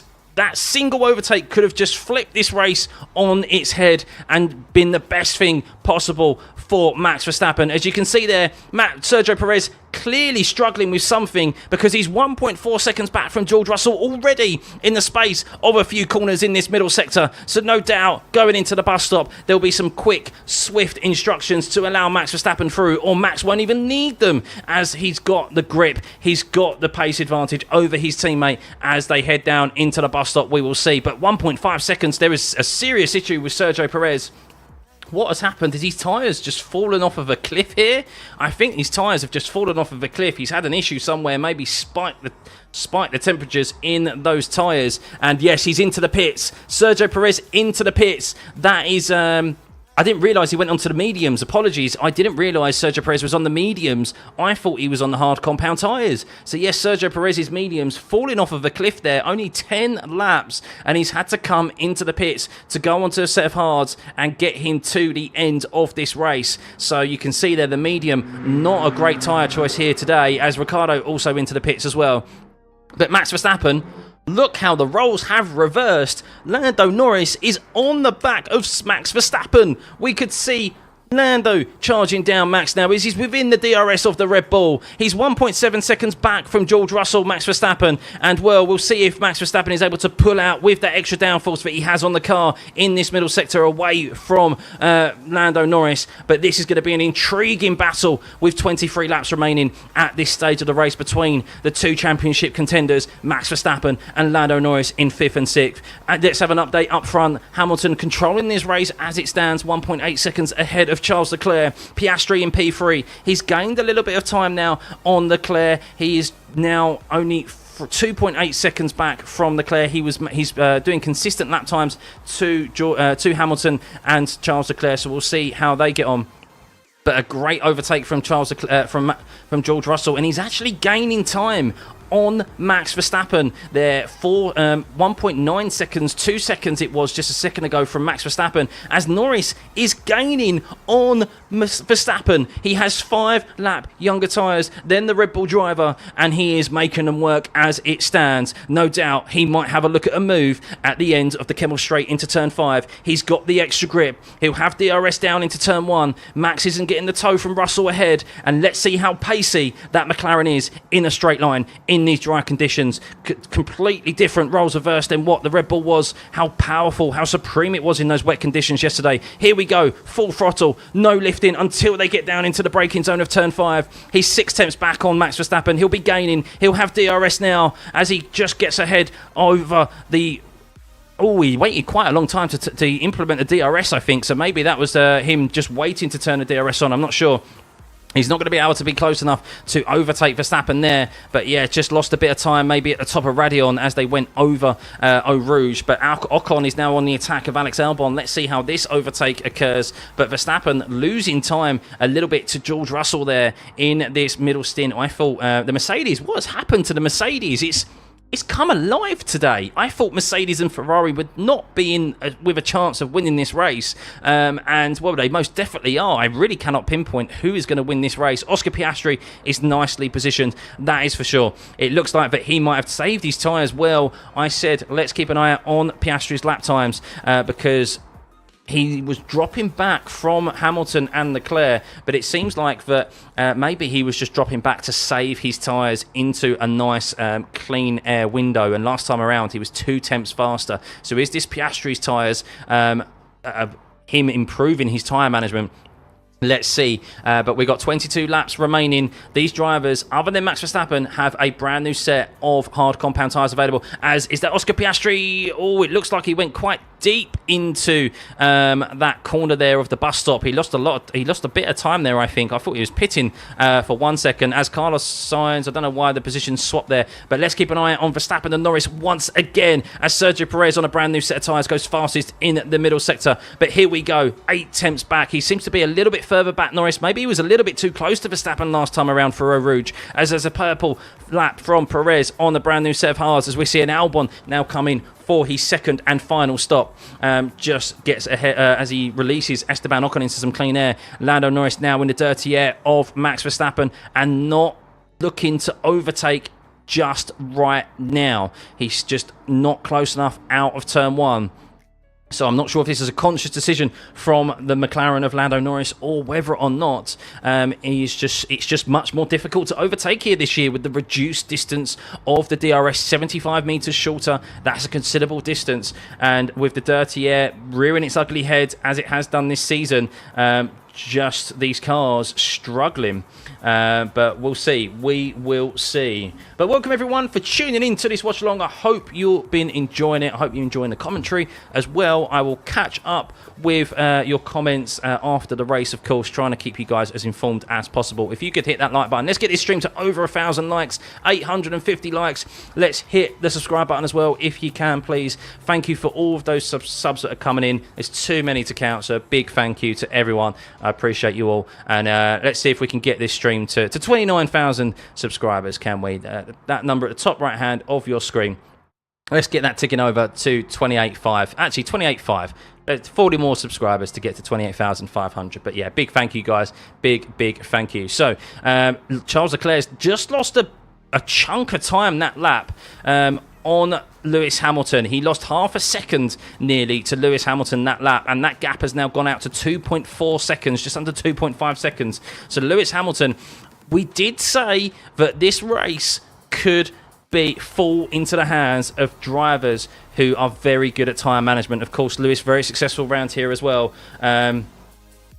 As Logan Sargent actually really held off Yuki Tsunoda there. Some good racing between Logan and Yuki Tsunoda. Haven't seen too much wheel-to-wheel racing between Sargent in his F1 career, but he's getting some now with Yuki down in 18th place and 17th position on the medium compound tyres. Alex Albon on a set of hards as he comes into the pits, Logan Sargent. So he's now coming onto the hard compound tyre with 20 laps remaining. But Verstappen, hang on.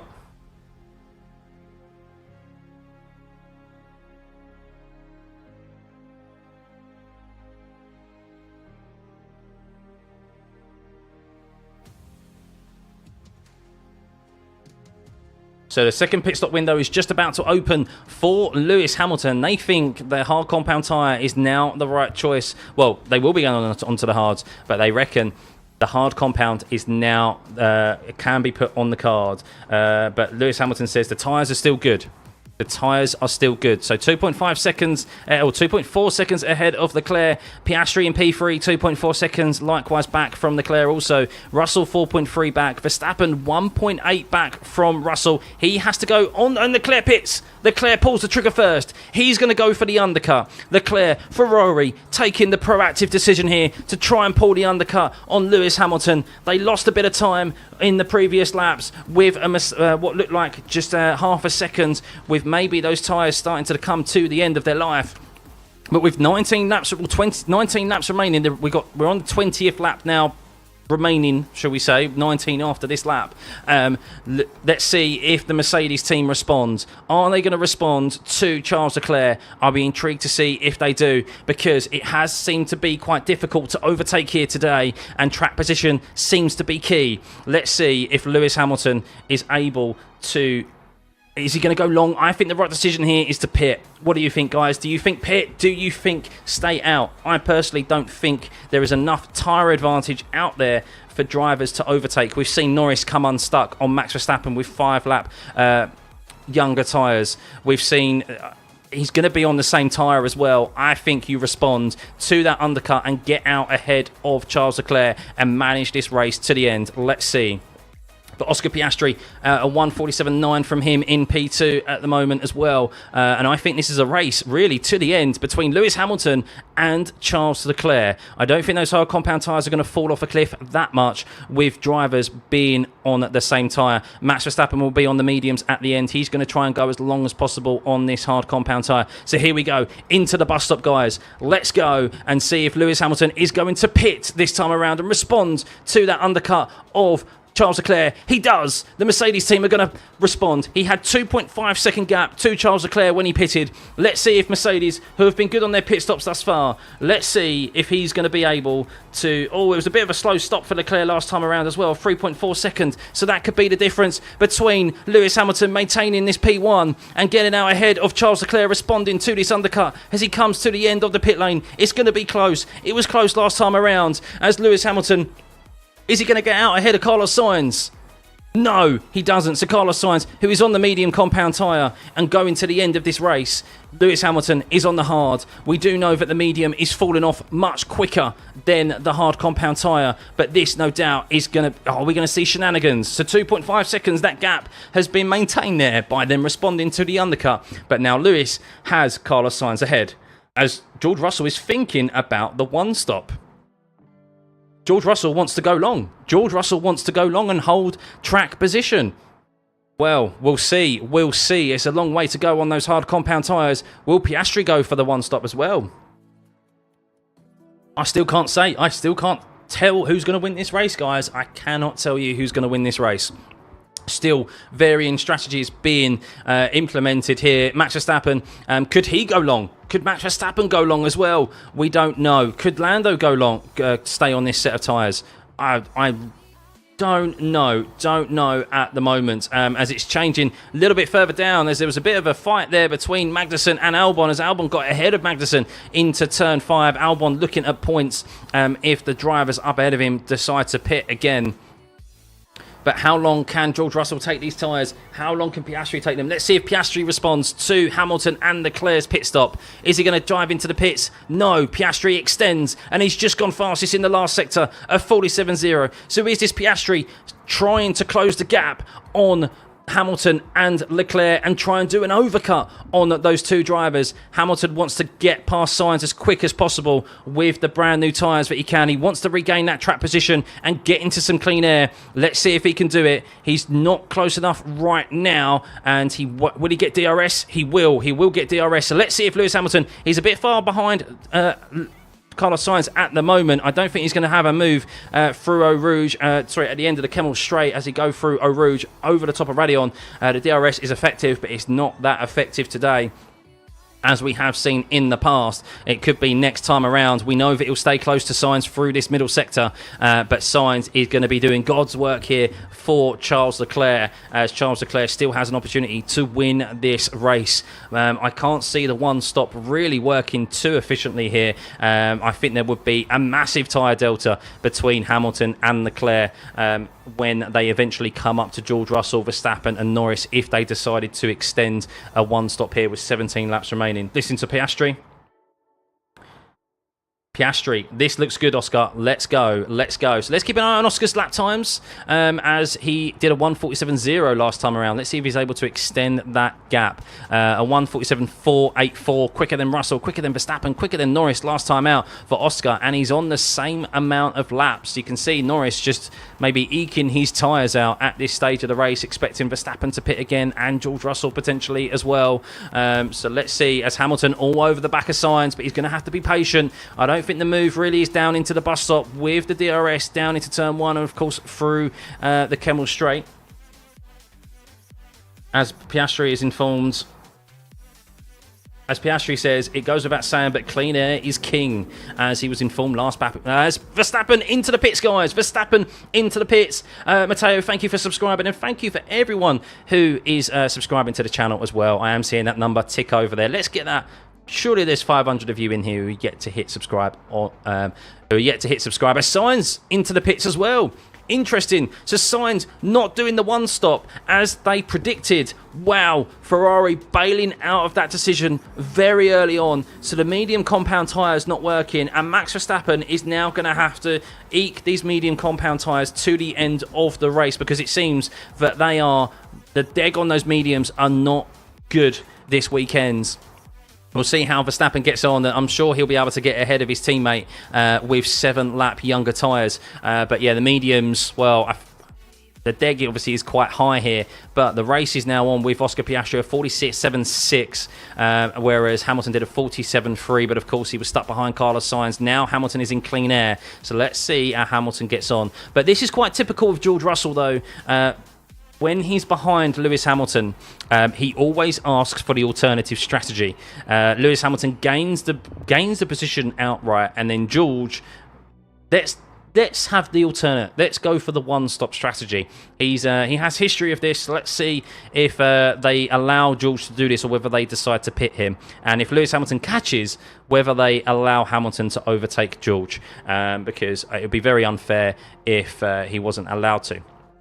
But let's see. So Max is currently, how many seconds? He's 11 seconds behind Lewis Hamilton, and he's on a set of medium compound tyres. But he's got to go 15 laps well, 16 laps really on this set of medium compound tyres. He will be on his 16th lap, no, eventually 16th lap now. We can see Norris is in the pit lane. So where is he going to come out? He's got another set of hard compound tyres available to him that he'll be using to the end of this race. He is going to come out behind Verstappen and Perez. And, well, are we going to see... Oh, how close is it going to be between Verstappen and Norris? And Norris just comes out behind Verstappen. But it is now charge on for Norris and Verstappen. We thought we might be seeing them fight it out for the podium positions or potentially the win in this race. But no, it is going to be for a top 5 position, no doubt. As I reckon they will allow Perez to move over for Max Verstappen and give Verstappen some clean air so that Perez can hold up Norris. Let's see how that battle plays out.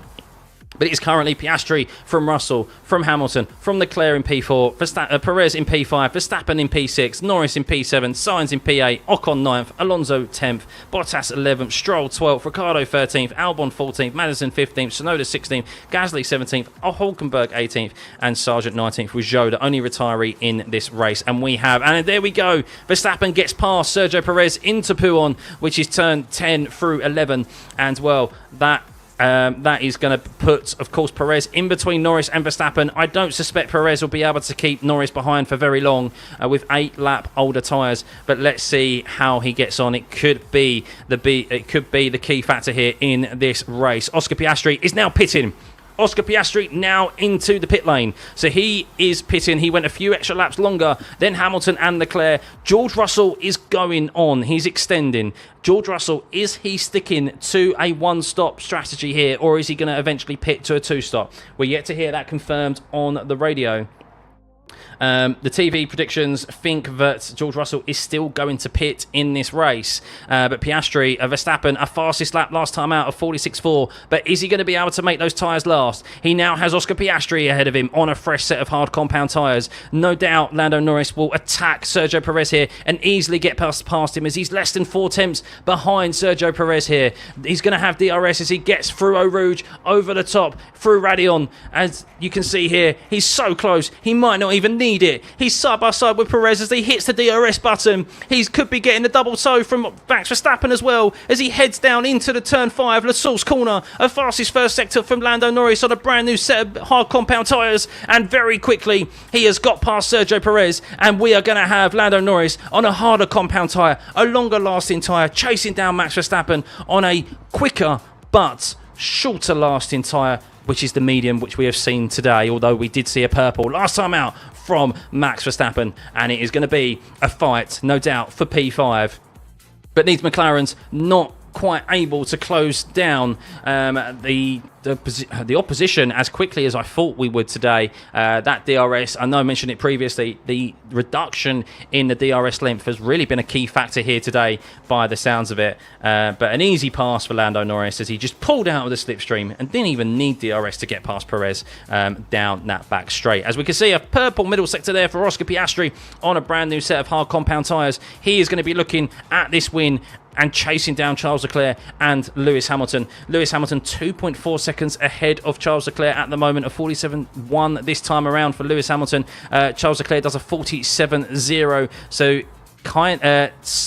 eats into that gap a little bit.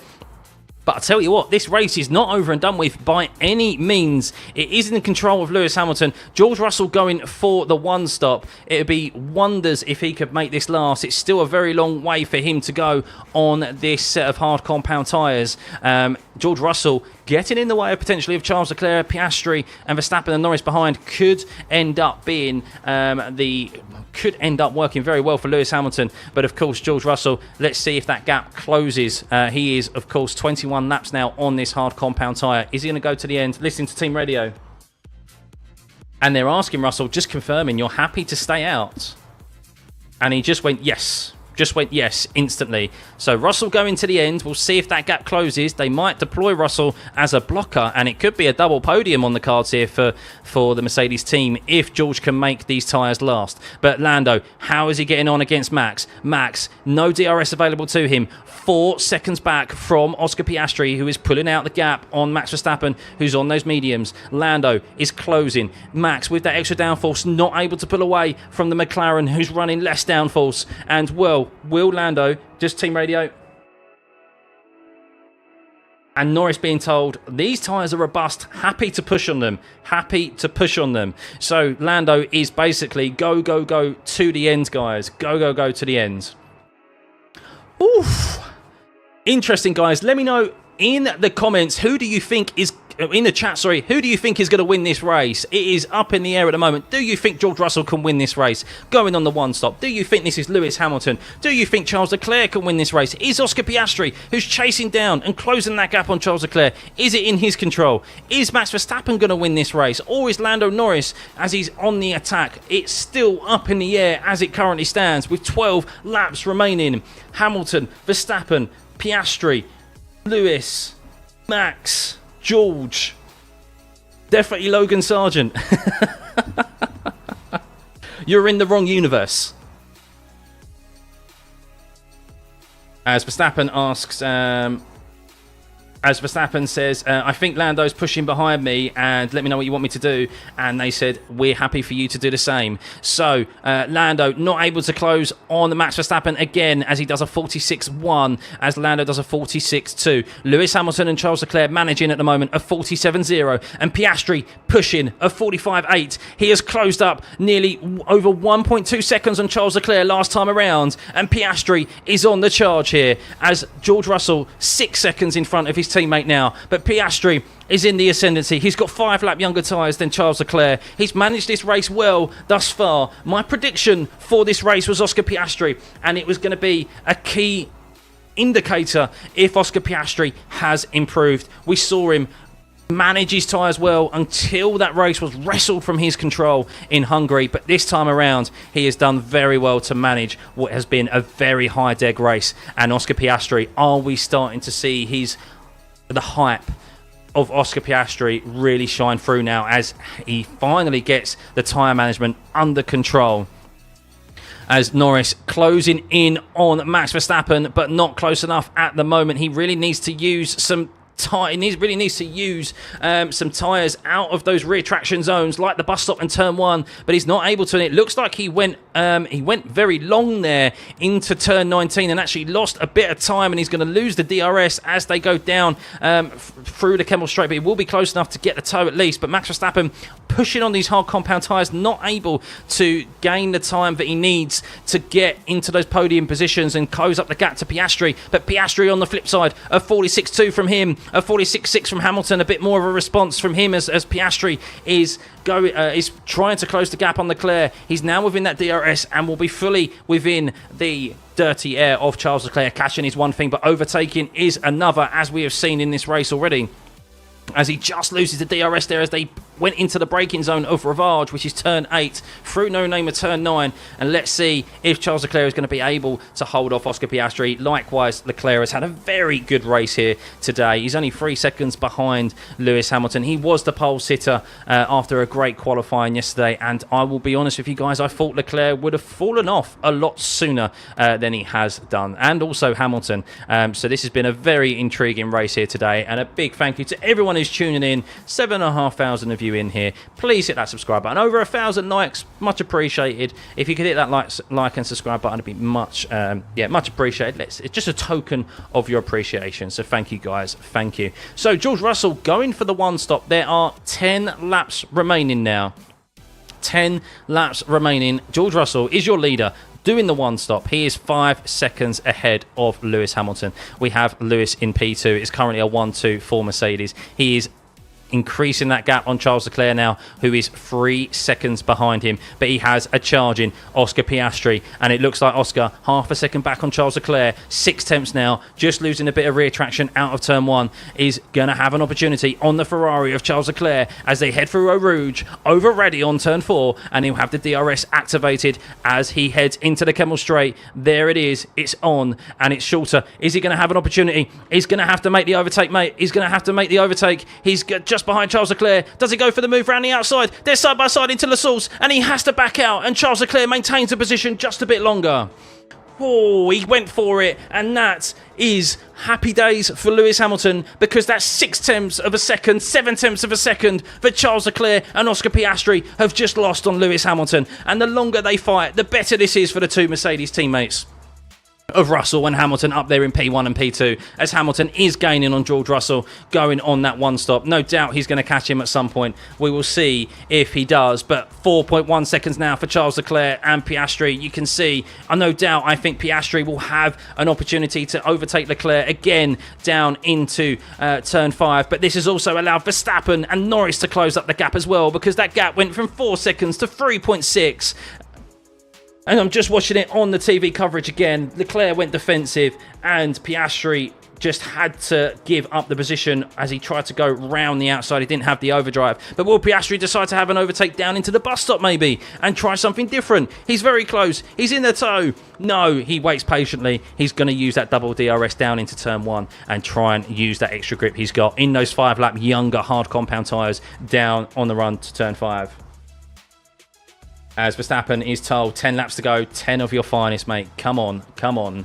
Lewis loses a 10th on George first sector. Yeah, but he gains. Look, he's 47.6. He's about 8 tenths a lap quicker at the moment, so he's going to catch Russell very quickly. So, but here we go once again through Eau Rouge, over ready on turn 4. It's round 2 between Leclerc and Piastri. Last time around he just struggled. No doubt Leclerc will go defensive to the inside. We've seen this shorter DRS be an issue today for drivers to make an overtake. Oscar Piastri, does he get ahead of Leclerc as they head into side by side into turn 5? Leclerc thinks about defending, and Leclerc has to give up the position as Oscar, second time round, gets the move done into turn 5 on Leclerc, and now he has his sights set on Lewis Hamilton, but he has 5.5 seconds to make up on Lewis Hamilton. He lost over 2 seconds fighting Charles Leclerc there in those couple of laps, and that is how much time you can lose at this circuit if you go side by side through a couple of corners. But Oscar Piastri now in the last podium position. Charles Leclerc in 4th. Max Verstappen 1.8 seconds behind Charles Leclerc on the medium compound tyre. Lando chasing him down in that DRS zone. Let's see if we are in for a stonker of a last few laps here. Of course, will Lewis be able to catch his teammate? How hard will Russell fight it? Will there be... Oh, great racing between Oscar Piastri and Charles Leclerc, by the way. Fair and respectful, side by side. Brilliant, brilliant. But Verstappen in P5, Norris in P6. It's very close between the two. Lewis Hamilton closing that gap on George Russell. No doubt Lewis Hamilton will get this win and George Russell will move over if instructed to. I'd be intrigued to see if George Russell is asked to fight this or if they allow Hamilton to pass, because George Russell has gone for the alternative strategy and has made it work. Fair play to him, but Lewis Hamilton was in the ascendancy for the most of this race. But still, 3.7 seconds for Lewis to catch George Russell with 8 laps remaining. Oscar Piastri 5.4 seconds back. Charles Leclerc 1.5 seconds. Verstappen 1.4 seconds back on the medium compound. Norris 0.7 back. Let's keep an eye on that gap and that interval between Norris and Verstappen. 7 tenths back. Bit of a delay on the track map there, apologies. He is gaining, but he's not close enough, Lando, to get past Verstappen, who has that extra downforce and can get that extra grip out of those slower corners, which is where it matters. We can see Perez in 7th, 9 seconds behind Lando Norris here, so he's not having the best of races. They decided to go a medium strat for Sergio Perez, which wasn't the right option for him, and he's now being chased down by Carlos Sainz, who, very wishful thinking from Ferrari, wanted to make him go for a 1 stop on the mediums. Bizarre. And they bowed out of that after 8 laps, which is intriguing. Ferrari doing Ferrari things. Ricciardo just got past Lance Stroll down into turn 5. It's very close between Ricciardo, Stroll and Ocon, and there they are, turn 6. Ricciardo into the last points positions. He's up 3 positions into P10. He's currently in that last points position place, and he does have 7 lap younger tyres on Fernando Alonso. Could we see Ricciardo? He's got 7.5 seconds to make up. Could we see Ricciardo on a late charge chasing down the Aston Martin of Fernando Alonso? As Lewis Hamilton, an update on the front now. Lewis Hamilton 2.8 seconds behind his teammate, who is on 27 lap old tyres. Hamilton, who is 5.6 seconds, maintaining that gap ahead of Oscar Piastri. It looks like Oscar might have taken a bit too much out of his tyres, fighting Leclerc, as Verstappen is catching Leclerc. Leclerc is falling into the clutches of Verstappen. Norris still unable to really gain too much on Verstappen for that last P5 position. Up 6 positions today, Verstappen. It could be 7 by the end of the next couple of laps. George had a bad judgment, so he could say he is in front of Lewis. I disagree, because Lewis led this race from the second lap, so I think he gets priority. That's not Lewis's fault, but George, he out-qualified George. He was leading this race from lap 2, lap 3, and I think if it comes to it, I'll be interested to see if they let them fight, or if there's a, they're going to get a 1-2, so I would say don't fight. Give the position to George Russell. Give the position to Hamilton. So we'll see. But who would have thought that we'd see right now 2 Mercedes in a 1-2 with 7 laps remaining? There'll be 6 laps remaining after this lap. And, well, Piastri 5.6 seconds back. Leclerc 4 in P4, 2.3 seconds back. And Verstappen just not able to catch Charles Leclerc. I think what we've seen today, guys, is that the dirty air has been so effective. It's been so powerful. Clean air is king, as Oscar Piastri mentioned earlier on over the radio. But the dirty air, the reduction in the DRS distance has meant we've seen less overtakes. It's been harder for drivers to get that traction out of the slower corners, out of turn 1, out of the bus stop, to really get up behind these drivers. And that reduction in the DRS distance has meant that drivers haven't been able to really get alongside and make those overtakes. So potentially they should have left it as it was last year, and we might have seen more overtakes. But it's really provided an interesting race, isn't it, today? Let Merc fight so Piastri could catch. Team order bullshit. They should race for it. Hamilton doesn't deserve another lapdog like Bottas, although George already is. I think they might make them fight for it. Yeah, we'll see.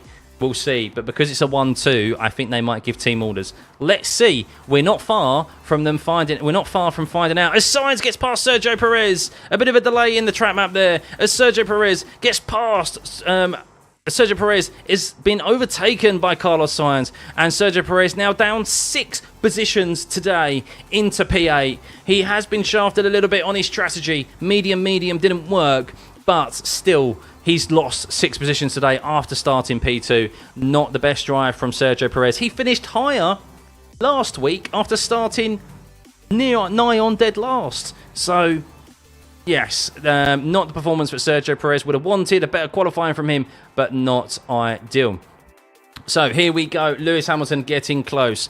Getting very close. It's getting closer between Leclerc, Verstappen and Norris. Verstappen now in the DRS of Charles Leclerc. Of course, this could play into Norris's hands, because if Verstappen can't clear Leclerc comfortably, then we know that Norris might take advantage of that and get past and sneak past the Red Bull of Max Verstappen. So Hamilton nearly within the DRS of his teammate. He has so much more grip. 16 lap younger tyres with 5 laps remaining. We'll see. It should really be an easy overtake for Lewis Hamilton, you would think, next time around with the amount of grip that he's got. They don't want to lose too much time, of course, because otherwise they will allow Piastri back into this race. We have seen how much time can be lost by cars going side by side already throughout this race, just with Charles Leclerc and Oscar Piastri. So here we go. Please, if you can hit that subscribe button, guys, it'd be much appreciated. Over 1,200 likes. Thank you. Over 8,000 of you here in this stream. If you could hit that subscribe button. Let's get this stream to 29,000 subscribers. You can do that, guys. I know there's a... If you like this, watch along. We'll be back, of course, in after the summer break for Zandvoort, and I will be doing my own Q&A as well. But I want your questions. There is a community post that will be going up very shortly. I want your questions, and I'm going to answer them in a video that I plan to post tonight or tomorrow morning. So yes, and also stay around for a chat after the race to take in everything that has happened. But Lewis Hamilton now within the DRS of his teammate. It is surely only a matter of time. I'm listening to the radio to see if there will be any team orders. Nothing yet from the Mercedes team. Piastri's engineer says there's going to be action, so get ready. So we will see. I do have a Discord server, Tang, in the description below. There is a link to the Discord, so you can check that out and join. And yeah, you can. I'm always willing to chat F1. I love F1. That's why I do these. So yeah. But here we go, Lewis Hamilton, very close to his teammate now. How much grip does he get out of that last corner? How much grip does George Russell have left? Is there going to be team orders as they head down the Kemmel Straight? We will see. Are they allowed to fight? There is 4 laps remaining. He will have DRS, Lewis Hamilton. Will he go for the move on George Russell? Will George Russell fight this, or will he let him pass? It doesn't look like he's going to let him pass, that's for sure, this time around. And I think they are free to fight. And we're going to have 2 Mercedes teammates fight it out for this race. Wow, this is interesting, guys. Can Lewis Hamilton make that extra grip work? If I'm a team boss at Mercedes, I'm not going to lie to you, I give the position to Lewis. That's nothing to do with what I've got here. Hang on. They're free to fight. Hamilton's in. Bono just says, make sure you give each other plenty of space. They are allowed to fight. Wow. I'm intrigued this is happening at Mercedes, but fair play to them for giving us fans what we want to see. If I was a team principal, not going to lie to you, I would probably say no chance. Give up that position. Why is it lagging so much? I'm just going to restart this because I do not want to miss out on what is happening. Here we go. Here we go. I didn't want to miss anything that happened, so let's reload that. Took me only a couple of seconds. So here we go, guys. Lewis Hamilton a lot closer to his teammate. Let's see if he can make that extra lap time work. Of course, Piastri is closing in at the moment. Lewis Hamilton really needs to be under half a second here, or around half a second to his teammate out of turn 1. Let's see if he could do it. Last time around, he went a bit deep. And here we go. He's 6 tenths back, five tenths back. He's going to be in the tow here. I think this could be it for Lewis Hamilton and George Russell. I'm surprised, still surprised that there hasn't been team orders. Let's see. DRS will be open. He's gaining. How much grip will Lewis Hamilton have round the outside of George Russell as they head into turn 5? Is he going to be able to get a move done this time around? Lewis Hamilton closing. Is he going to go for the late move on the brakes on George Russell? No, he can't get past George. And this is playing into the Mercedes hands as Max Verstappen is looking at Charles Leclerc as they head into turn 5. All three of them neck and neck there between Leclerc, Verstappen and Norris, and this is a dramatic end to this race. A dramatic end to this race here as Lewis Hamilton cannot yet get past his teammate. He has 16 lap younger tyres than George Russell. I don't know why the data is suffering like this again at the end of the race. It happened at Hungary. It's so frustrating. I do apologise, guys, but this is happening. But Lewis Hamilton is closing up on George Russell here. He's hounding him. I wonder if he's going to go for a move into the bus stop. He's all over the back of George into this last sector here. He wasn't close enough on George Russell. He didn't even make a move last time around. He showed his nose, but he didn't really lose any time. But Oscar Piastri is gaining on Lewis Hamilton and George Russell. We have Leclerc, Verstappen and Norris fighting for P4. We have Piastri closing in on Hamilton here for the win, with Hamilton trying to take it away from his teammate who's gone long on this strategy and made these tyres work. Here we go again. 2 laps remaining. Lewis Hamilton on George Russell. Here we go, guys. Here we go. He's much closer this time around. How much traction does he get out of that corner? He's gone a bit deep, Lewis Hamilton. He loses a bit of time as they head through down into Eau Rouge. He's not as close as he was last time around. And the dirty air here is key. It's been so harsh, this dirty air, that George Russell is able to pull off a one-stop and potentially win this race as Sergio Perez is pitting, no doubt, for what will be the last lap. I wonder if we might see the two teammates collide here as Lewis Hamilton goes very close to George Russell there as they head into turn 5. Oscar Piastri very close. Max Verstappen on Charles Leclerc once again. Charles Leclerc on the longer tyres, on the slower hard compound tyres than Max Verstappen on the mediums, and Norris also on younger hard compound tyres, also not able to overtake. And he's just a roadblock at the moment. George is just a roadblock.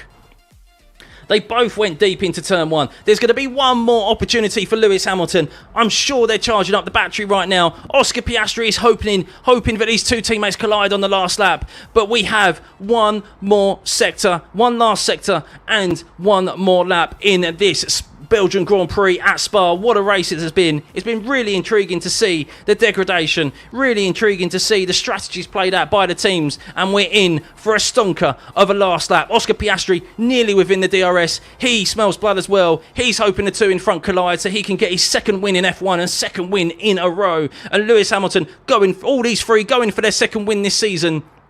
Lewis Hamilton in Silverstone, George Russell in Austria, and of course Mercedes going for a 1-2. Lewis Hamilton has, you think, been in control of this race, but Mercedes, George, credit to him, has been able to manage this one-stop race. One of the only drivers out there to do so. And here we go, one last opportunity, you would think, for Lewis Hamilton. He's lost traction out of turn 1 again, and he's not going to be close enough to George Russell as they head through Eau Rouge one last time. Charles Leclerc holding off Max Verstappen and Lando Norris.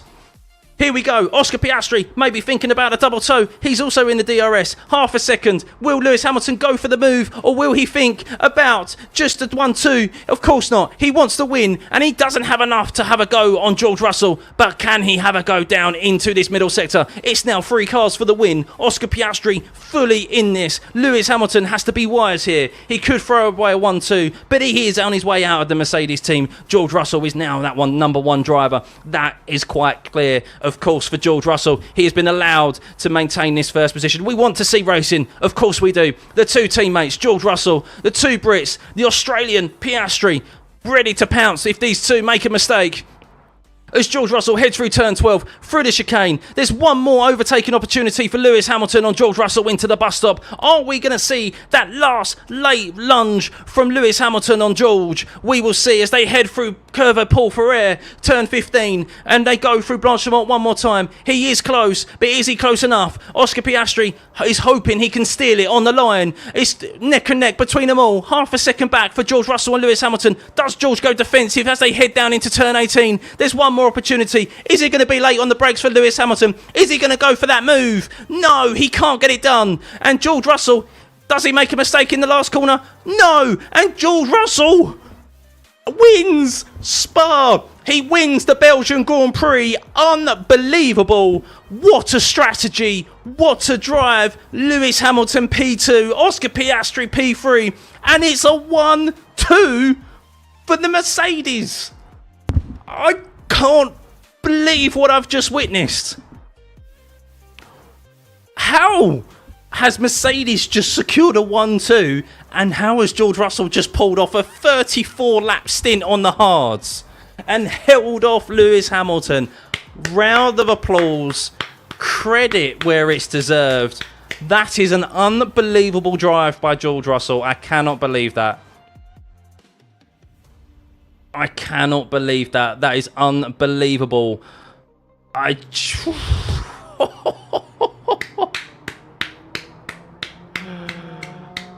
Did you really, Camo? Did you really? Wow. What a race. What a race there. Perez sneaks in a soft lap at the end there, a fastest lap. Lando Norris loses further ground on his championship battle with Max Verstappen. But George Russell, after calling a one-stop halfway through this race, has made it work. He has gone to the end, and credit where it's due. What a drive.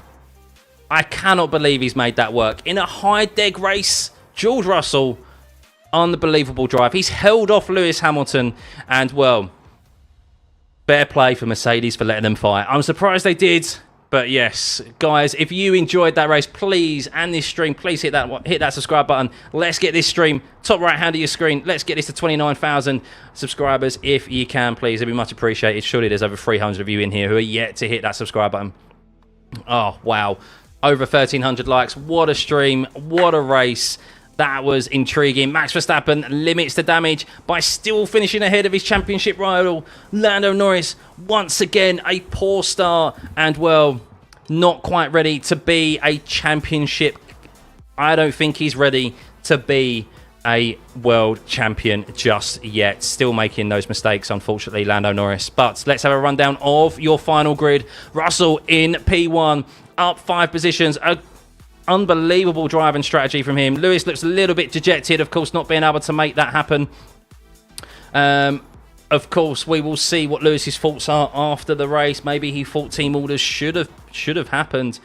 You won't be happy, of course, about the alternative strategy working for you, working for your teammate.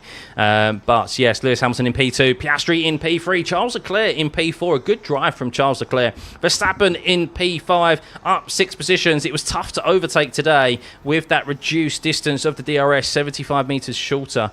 And of course, the dirty air being highly effective here, unfortunately. Lando Norris in P6, another poor start for him once again, which is just really something he needs to sort out because he is losing too many positions and ruining his races at the start of every race. Sainz in 7th. Sergio Perez drops 6 positions, the most out of anyone, into P8. He finished higher last week after starting from 16th, 17th place at Hungary. So we'll see. No doubt we'll get news very soon on that Perez seat to see if he gets it or retains it. Fernando Alonso, another driver, looks like he was able to go the hard compound 31 laps as well in P9. Ocon sneaks into that last points position, just pipping Daniel Ricciardo in P11. Lance Stroll in 12th, Albon in 13th, Gasly 14th, Magnussen 15th, Bottas 16th, Tsunoda, who was always on the back foot today with that engine penalty, in 17th, Sargent 18th, Hulkenberg, a very poor weekend for Haas, in 19th, and Joe was our retiree. And there we go, guys. There we go. Well, unbelievable. Well, I say that the Merc did best decision to let them race. It's fair for both drivers. Lewis had tyres advantage and George had track position. Yeah, I think so. I'm just surprised that they still did. However, I think if Lewis was still contracted to Merc, I think they probably would have switched positions there. But George Russell, of course, is the #1 driver now at Mercedes. And look, credit to George. He called that himself and he made it work. Fair play to him. It was a track that was... I'm surprised overtaking was so difficult. I'm surprised it was so difficult. And I think the DRS was definitely key here. They should have left it the same as last... Well, I say left it the same as last time. I think they shortened it maybe a bit too much. It should have been... It's the ironic thing is that it probably should have been left as it was last year, and we would have got even closer racing. But yeah, drivers couldn't make up enough of an advantage with the dirty air out of the corners, and unfortunately, we're now seeing that dirty air rear its ugly head throughout the course of these F1 cars. So, T-Man, I totally agree. Yeah, T-Man, I totally agree. And look, that's going to be a massive confidence booster to George Russell. He's just held off Lewis Hamilton on a tyre advantage. But look, Lewis had an amazing drive as well. He managed that race perfectly. The only thing he wasn't able to execute was beating his teammate who was given the alternate strategy. So yeah, it's wow. Credit to George. Unbelievable drive, unbelievable call to make that work. And yeah, Lewis just couldn't get close enough. That's what we saw at Spa today. In previous years, that tyre advantage, like a 16-lap tyre advantage, I still think a 16-lap tyre advantage you should be able to overtake. And that's a reflection on the current regs. Yes, we've got closer, like I say we got closer, like we don't really know what the cars are going to be, which order they're going to be in, but the racing is still kind of left to be desired, I think. I still don't think we see as close a racing as we should be seeing because of the nature of how dirty air is now rearing its ugly head more. But look, I still found it interesting. The strategies, the tyre deg, and the fact of it, I still couldn't call this race. I still didn't know who was going to win this race. I had no expectation that Hamilton and Leclerc would be the two leading this race for the majority of it. Oh God, no, did I see George Russell winning this race? Oh my God. Good job, congratulations to both my idol, Sir Lewis and Besto. Yeah, as a Max fan, Russell is driver of the day. Yeah, look, Max had a good drive today. He did what he could, damage limitation. He still finished ahead of Lando Norris. That's job done for him. Happy days. Yeah, he's job done. He's even with a 10-place grid penalty, and with the less optimum strategy, he still finished a position ahead of Norris. So yeah, Norris needs to improve a lot. Norris extended his medium stint and he had hards 4 laps. Yeah, but once again, I don't believe it was a McLaren blunder though, Caden. They had to try something different with Lando being down 3 positions at the start of the race. That's Lando's fault. That's not McLaren's fault. That's Lando's fault. Unless there was a mechanical issue again that reared its head, supposedly, with like misshifts or something. But Lando's starts are poor. Simple as. You can't be having those poor starts if you want to be winning world championships or fighting for world championships. So Norris just not really in a quick car and fresher tyres. Come on. Yeah. George's #1 driver in Mercedes team. He is indeed. That definitely confirms it. The fact of it, they was told to fight. So both Hamilton and Russell drove well today. I think letting them fight out in the end was fair choice, but you can't please everyone. No. Look, I'm happy they were allowed to fight, but I am that clearly indicates that George Russell is the #1 driver. Lewis is on his way out. Lewis, if you're going to win this race, you need to do it. You need to overtake him. Lewis seems very dejected, though. He seems very dejected. That win was in his hands. So, comments on Kick's season's performance. Is there really anything to comment in regards to Kick? They're bad. Hamilton fans whining is so funny. It's not like purposely gave away a win. No, of course not. No, George made a blinder of a call to do the 1 stop, and he held off Lewis. Fair play to the man. Great drive. Who owns privates? Max moved up 6 places and Russell moved up 5 positions, and Max with a new engine, Russell driver of the day. Yeah, so let's do our driver of the day, shall we, guys? Let's do driver of the day. I don't think anyone predicted no one predicted that a one-stop was even possible today. And the fact George was able to make that work and defend... Yeah. Oh, Gunther Steiner's doing the interviews. Interesting.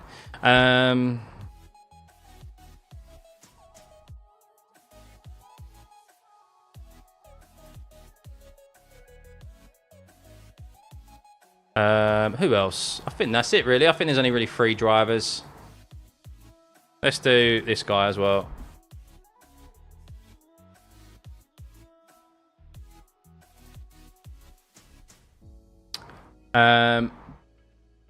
Was Lando weren't driver of the day, was he? Behave. Behave. It's British Stream, that's why we favour the British man, Stuffey. I am an Essex boy, yeah. Look, I don't care if... I will always support the Brits, and I expect you to support your the driver of your nationality first. There's nothing wrong with that. However, I will, as I state every stream, I will give subjective opinions. Is it subjective or objective? I can't remember what the word is. Like, I'll see it how I say it, regardless of what nationality they are, who I prefer over other drivers, and I'll give credit where I think it's due. Simple as. Honesty is the best policy, guys. Lando too worried that he soon will be number 2 driver in his own team. Well, yes. So that was a super impressive drive for Piastri today. Oscar Piastri, in times gone by, his tyre management has been horrendous, and it's definitely been his weakness. Now, we saw it for 3/4 of the race at Hungary. Wasn't really able to truly see if he could see that to the end, of course, with the McLaren F-up. But today, he could quite easily have done a Sergio Perez and just fallen away from this pack. But he managed those tyres really well. Really well. And I'll tell you what, if this is a pattern now, and Piastri has got on top of his tyre management, Lando should be extremely worried. He should be extremely worried, because Piastri's not effing up his starts. He's got raw pace, and if he's on top of his tyre management, that was the one place where Lando had the better of Piastri. And if we're halfway through this season now, and if Piastri, I mean, it could quite end up being Piastri finishing ahead of Norris by the end of the season, the way it's going at the moment. So,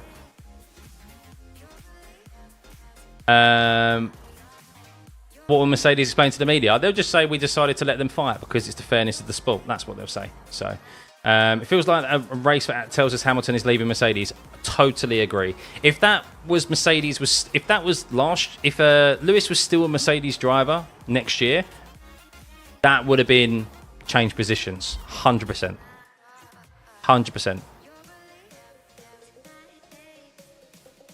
So Lewis is saying that my tyres were final. He's not happy. Lewis isn't happy, of course. He feels he's been shafted with the strategy. It'd be interesting to see if this is Piastri saying to Lewis in the cool-down room, look, once you get close to someone, it was just really tough. So, yeah. I'm also glad Mercedes didn't do what McLaren did last week, yeah. But look, what a weekend. Who would have thought that Russell would have won that race from where he did, and that Lewis Hamilton pretty much managed that race from start to finish. And Charles Leclerc as well. Charles Leclerc also needed a very good job. He made a mistake in his last stint, which I think you lock up once, or if you spike the temperature in the tyres, it's really tough to recover them at Spa. So I think that's what Charles did. But for the most part, he did a great job in a Ferrari and Lewis in a Mercedes, and Russell in cars that we thought would easily be passed by the McLarens and by Max. But it was tough today. Yeah, the dirty air is a lot of a bigger issue now again, and the reduction of the DRS was probably a bad decision. It should have been left as it was last year, and we would have seen a bit more closer racing. Norris, get on track and do some start practice. I know. Piastri has massive wheel-to-wheel IQ as well. Oh, he's no slouch in wheel-to-wheel racing. Yeah, Piastri's really good. Hey, Stuffey, thoughts on teammate rivalry? It's a good thing. Who in particular? Piastri sees more destined to be world champion in the future. Lando can start. Well, this is what I mean. Like, it could very quickly flip on its head. I've been saying, and I think others have as well. But look, Piastri gets on top of his tyre management. Lando should be worried. And that was a race today. But if I'm Lando, I'm sitting there and I'm going, that couldn't have gone any worse for me. Other than me crashing out, that couldn't have gone any worse. I finished behind Max, who started in P11. I've lost more ground on the World Championship, and my teammate was able to manage his tyres well and nearly snatched a win. So yeah. Yeah, so I said halfway for the race, Buzz, look, George Russell does this a lot. Where if he's out of position and Lewis is clearly outperforming him, he always asks for the alternative strategy. Now, it's never really worked for him. Lewis eventually catches up, either easily overtakes, or they give the order for George to let him by. Of course, Lewis is on his way out. He's on to Ferrari next year. So they told George to fight. So they allowed them to fight. And yeah, Lewis, of course, couldn't overtake. So credit to George for doing it. But if circumstances were different with Lewis staying at Mercedes next year, I think they definitely would have given that team order. I think so. But he's not. So Lewis only has himself to blame to an extent that he couldn't get past George. And look, we knew that this was going to happen throughout the season. If they were fighting close together, George was always going to get the preferential treatment because he's the #1 driver now. And I don't think Lewis can be too... He'll be upset at the moment, but he has to accept that is the fact. So, before the race started, I said Merc double podium and the other would be McLaren. No, you didn't, Arnold. I want proof. Thoughts on Ferrari performance in the last several races? They've definitely dropped off the boil, haven't they? But that was a much better performance from them. For Leclerc, anyway. He did very well. I mean, look, this was definitely a race where you saw drivers who are good at...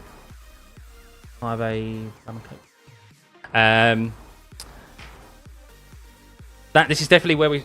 Oh, close that window. I'll close that window now. Hang on. I think the wasp is gone. No, you got it? Cool. Sorry, guys. Yeah, I think there's still a lot left to be desired for Ferrari, but we'll see. We'll see if they make any improvements after the summer break. But that was a good drive by Leclerc and definitely outperformed Sainz. Well, they went for a different strategy, didn't they?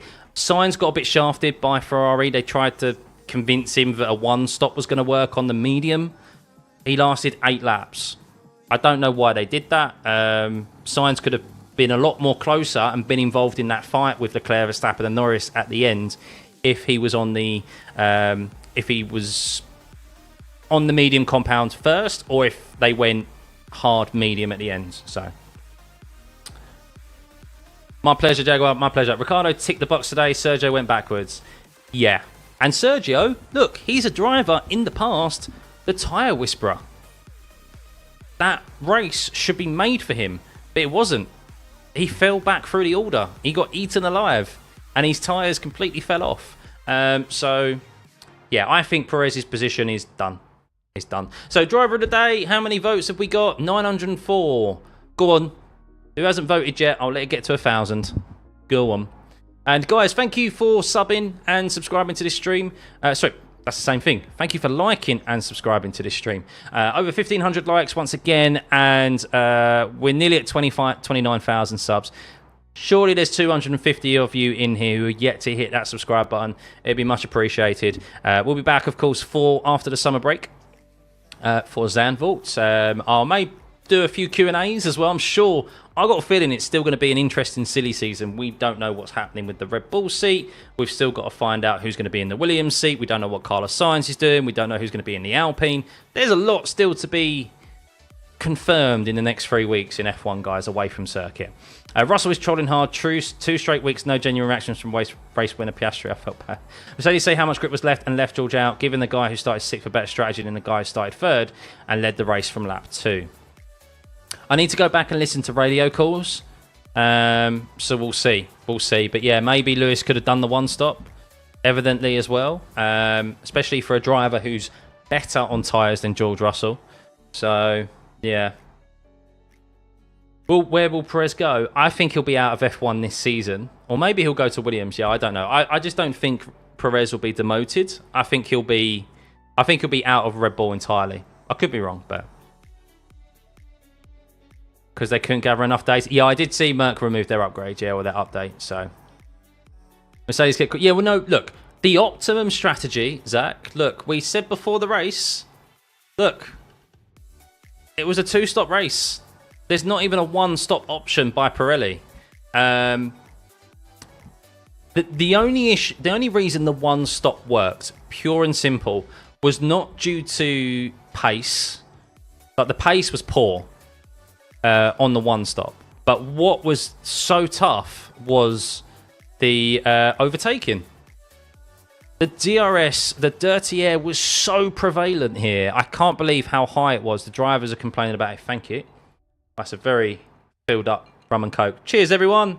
Cheers to another great watch along. Thank you to everyone who keeps tuning in, subbing, building this great community. And yeah, that was a good race, wasn't it? That was a good race. Nice. That's strong as well. Woo. Cheers, everyone. Exactly, stay in front and park the bus. Yeah, and that's normally not the case at Spa. Spa is a track where you can overtake, but because of that reduction in the DRS and because of how much of an issue the dirty air was, which I can't believe how much of an issue it was, drivers just couldn't overtake. And that's not like Spa. So that's something that they try and obviously sort out for the new regs, the dirty air, and the DRS they just got wrong. They got that wrong today, pure and simple. It needed to be left as it was last year because the dirty air has got worse. So Lewis said the tyres were good, but they still made him pit. Yeah, but the 1-stop... I mean, look, let's have a look at it. So these are the stops, right, guys? So I don't know why, but it's put another it's put another set of tyres on these guys. Where it says 0, they've put another set on for some reason, but they haven't done a 2-stop there. So Sonoda, Magnussen, Stroll, Alonso were the only drivers to do a 1-stop. And George Russell. No one in the top 8 did a 1-stop other than George Russell, and he made it work because it was so difficult to overtake. However, is it genius by George Russell? I don't think it's genius by George Russell. I think it's just what George Russell always does. He always asks for the alternative strategy whenever he's out of position and Lewis is so far ahead. He's like, I'd much rather just have track position. That's what he does. He goes, oh, give me track position. I want track position. I want to be ahead so that I can at least try and fight and hold off the guys behind. And I think it's more so that it's just something that he always does. And look, he was able to defend at the end and make it work. But yeah. Hard just didn't drop off in clean air. Piastri was setting fastest laps before McLaren pitted him. Yeah. Yeah, well, that's what I mean. There wasn't a large enough tyre delta out there. Even on the mediums. The mediums didn't have enough of an advantage to overtake someone ahead. Because of how short the DRS was and there just wasn't enough grip. I mean, it's a long circuit. There's a lot of energy put through the tyres. So they don't last long enough for them to have a consistent 3-4 laps of attack. Oscar was able to make it work on Leclerc, but he had to fight really hard for it. So championship points between Max and Lando is now 78, making it more and more difficult. I mean, look, that to me is the rate. That's the championships decided. I don't see Norris. Yeah, I think his teammate is going to take more race wins away from Norris than Norris will win, if I'm honest. Especially if that's now 2 races in a row where Oscar's tyre management's been very good. We head to Zandvoort, where tyre management, that's not really so much of a factor, I don't think. Monza, we head to Zandvoort on Monza. But yeah, I see Oscar taking more points off of Norris than Norris taking points off of Oscar. And then that's just going to fall into Verstappen's hands, isn't it? So that just helps Verstappen. Mercedes handed George the win and was letting Piastri catch. Tells you need to know about the sabotage. It's not sabotage, it's just prioritization. Look, it doesn't matter who the second driver is. If you know a driver is on their way out the door, you're not going to prioritize them. Simple as. You're going to prioritize your number one driver who you want to build confidence in. And that'll build a hell of a lot of confidence for George Russell. Imagine they went, George, we're going to let Lewis past, even though he's on the way out the door. Like, that doesn't make sense.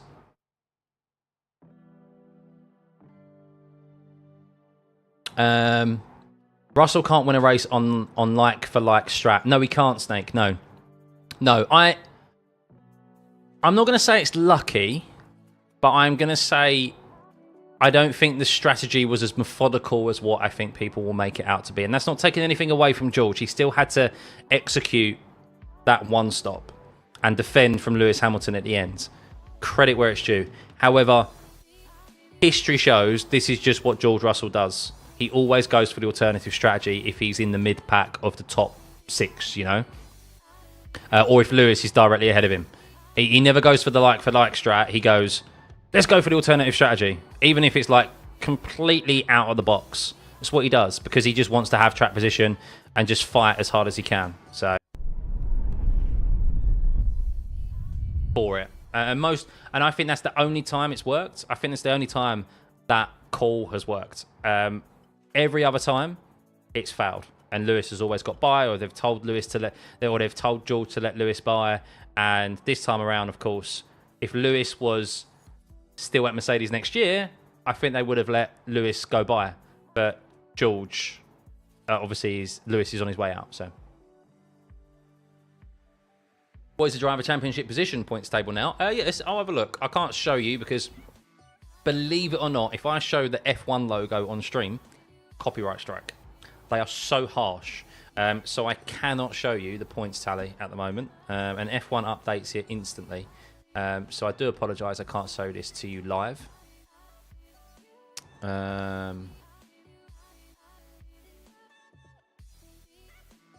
Both Mercs stand in front of Piastri shows it was a correct decision. Yeah. Yeah, for Mercedes, for Toto Wolff, it would be the correct decision because Lewis is on his way out. So Max is on 275 points. Lando is on 197. Charles Leclerc gained on Lando there. He's on 174 to Lando's 197. Oscar Piastri only 10 points behind Charles Leclerc now on 164 points. George Russell is 2 points behind Lewis Hamilton now. After that race. So George is 7th and Lewis is 6th. Carlos Sainz is 5th. If we look at the teams, we can see that Red Bull are 404 points. McLaren are 361. So that's what, 43 point difference between Red Bull and McLaren. Ferrari are on 340, so they're 21 points behind McLaren, and Mercedes are on 284. So Mercedes obviously a bit of a slow start to the season, didn't they? So, and interestingly, Kick Sauber are the only team to not have any points at the moment. Williams have 4, Alpine have 10, Haas have 27, RB have 33, and Aston have 71, and Kick Sauber at the bottom have 0. Nil points. Why Norris had extended his medium stint if it was a 2-stop, that's why I think it was a blunder. He was P2 with newer hards. So I think, Caden, they thought, as normally is the case at Spa, that the tyre delta, having fresher tyres towards the end of a race, normally means a lot, and you end up being able to overtake and make that tyre delta work. Like Lewis had 16 lap younger tyres than George.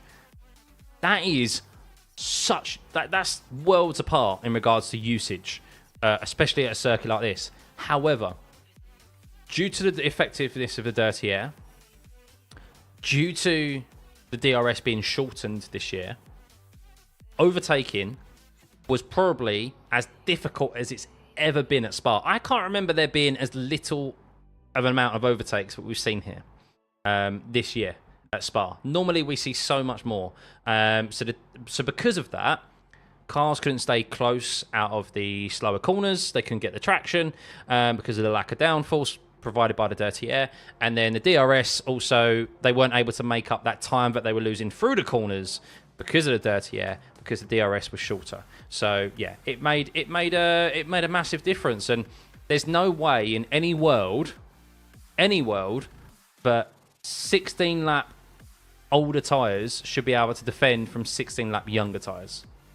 Like, I don't know about you guys, but I just don't think that should happen.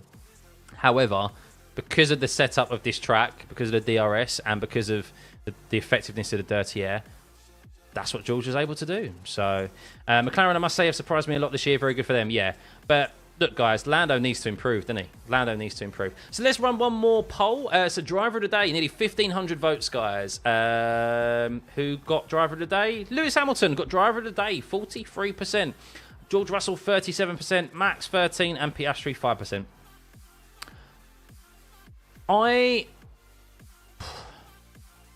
So it's tough because George executed that one stop. I think you have to give it to George. And look, I'm a Lewis fan. Look, I think you have to give it to George. Just because he made that one stop work and he defended from Lewis at the end. It's very close to Lewis because Lewis didn't do anything wrong all race. He did everything right apart from not overtake George at the end. He got into the lead quite quickly. He managed his tyres tremendously. He pulled out the gap on Charles Leclerc, and he was going to win that race. But for George, going just outside the box, as he always does on the alternative strategy when he's out of position, and for once, it worked. So George can't win on the same strategy. He can, because he's done that with Lewis before. However, when they're on the same strategy and Lewis gets ahead of George, very rarely does George finish ahead of Lewis. So that's when George then pulls out the, let's go for the one stop, let's go, whatever the alternate strategy is, whether it be, let's go for the medium compound where it's normally the soft, or if it's the strategy is hard and it's medium, whatever the alternative strategy is, he goes for when he's behind Lewis or if he's out of position. That's what he does. And today, for the first time, I think ever, that call has worked. So, I know Russ was their lead racer, but I think they should have let him pass because it's his last season. No, there's no sentiment now, Georgian. There's no sentiment. Lewis got his win. Lewis has got his win at Silverstone. That was the emotional moment. Today, Lewis, if you want that win, go and get it. Simple as. We're not letting you have it. So that's the harsh reality of F1. Simple as. 16 lap fresher with DRS, can't even overtake Russ. Car's not the same. Strategy, fuck Lewis. It's not so much a strategy, fuck Lewis. It's just the fact of how it played out at Spa today. I don't think anyone expected overtaking to be this difficult. Deg was higher. Oh, hang on. Karun's asking the question. How do you explain that to Lewis? He's asking the hard question.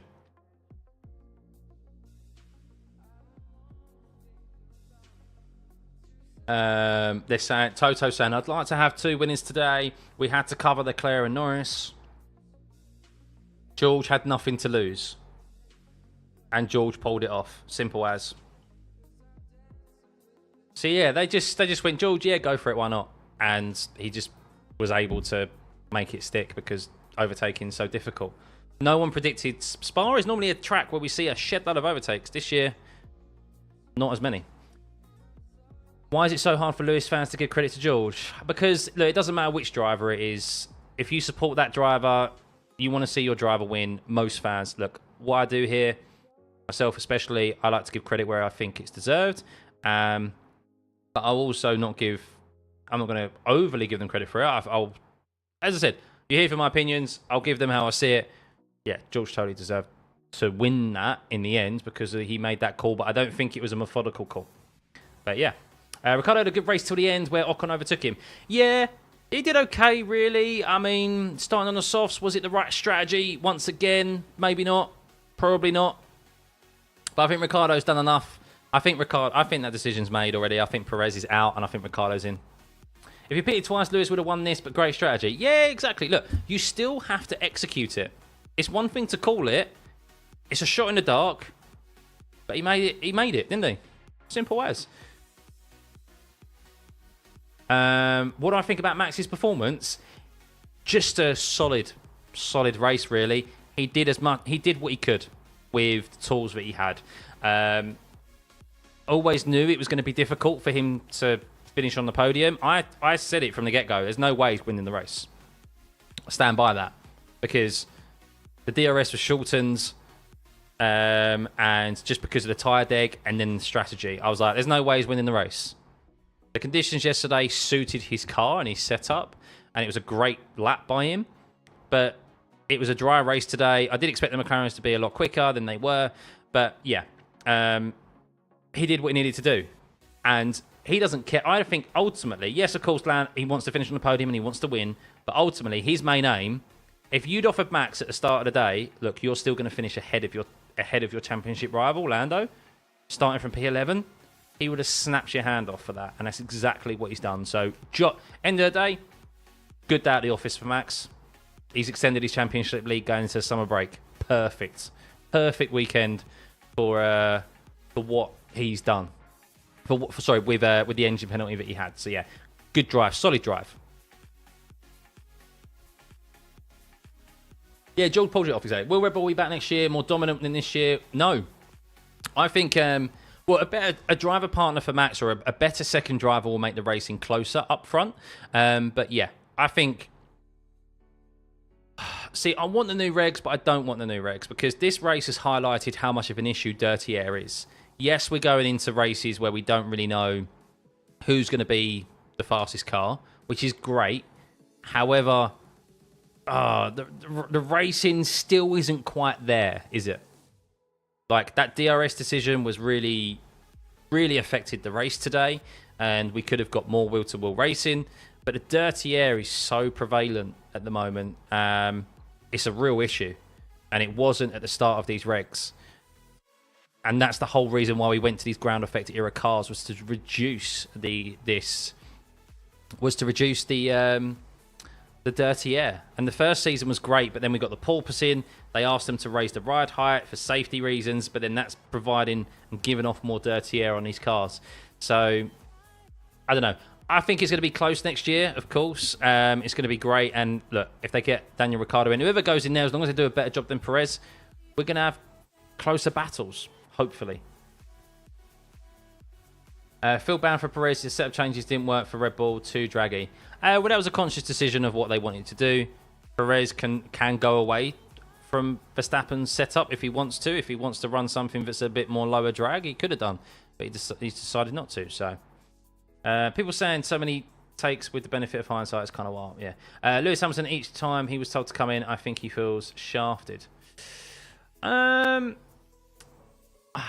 But the thing is, I don't think any team saw the one stop as a viable option today. No one. No one saw the one stop as a viable option. George just took a shot in the dark. I know I've said it already. No team took the one stop as a serious option today. George just was able to make it work with a shot in the dark. And that's what Toto said in the interview just then, was that, look, we saw that George had nothing to lose, and he made it work. And it's the first time he's made it work. So, Lewis was chosen driver of the day. He really did keep the fight. Yeah, that's what I mean. I would give Lewis driver of the day if he won, but he didn't. He controlled that race perfectly. It's very close between him and George, but ultimately George went for an complete outside of the box strategy and made it work and held off Lewis, trying to overtake him on 16-lap younger tyres. That's a driver of the day performance. The first stint, the first half of the race, not so much.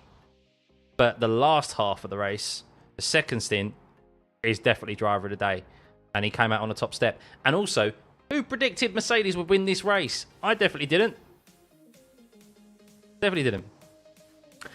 Do I think Daniel will be competent in Red Bull? Yes, I think he will be, yeah. I don't think he'll be competent as Max, no, but I think he'll be a lot more competent than Perez, which is not difficult to do. So yeah, I think he will be. If you need a good driver to construct the points, is Rick really a better option? Yeah.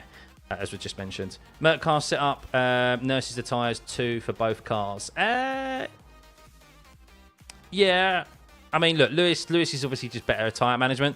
Credit to George, he manage those tyres well. But the big thing is just the the dirty air. That's the thing. Unless you literally had brand new tyres, I don't think you struggled to overtake anyone because you didn't have the grip out of the corners. So Lando looks absolutely dejected in the interviews again afterwards. So just needs to dig deep and work on those starts. Merc just gave Lewis a taste of winning his own race, and for sure Merc will not allow Lewis to win again. Yeah, exactly. If a scenario like that happens again, they're not going to give Lewis the win. They're going to let them fight for it out on track. Or they're going to give priority to George. I think if roles were reversed, I genuinely think Mercedes would have asked Lewis to move over for George. I genuinely think that. Because I think he is definitely the main priority now. So... it was Hail Mary ballsy call and it worked. Yeah, exactly. Sometimes a shot in the dark works, you know? Sometimes it doesn't. Daniel was showing a lot of pace in the shit box. Yeah. Who's had the better race today for me? Out of who in particular? But yeah, big thank you for everyone subbing. How many subs have we got? Hang on, I haven't got it turned on, have I? We've got 28,778. Woo! Is there, if all 600 of you here in the stream, are you all subbed? Are you all subbed? Hit that subscribe button. Get it to 29,000. Come on, you could do it. But guys, I have put a post up. I believe I scheduled it. Of course, I'm going to go and analyse the post-race interviews. I'm going to look at the highlights. Of course, there's a lot of information that I do also miss throughout the course of these watch-alongs. And I'm doing a Q&A now that I'm hoping to answer your questions after the race. Obviously, not just now, but I want your questions. I posted a community post, and hopefully it is up. Yes, so I've got a community post up, guys, which should be able to see. Go over to the community posts, and I want your questions about the Belgian GP. I'm going to go analyse, obviously, some further information, some data, and I should be able to give you some more concise answers. And you can listen to it kind of as a podcast format, really. It's just a further opportunity for us to engage as a community, you know? Been subbed since VR in the W12. You go back, Zach. You're an OG. You're an OG.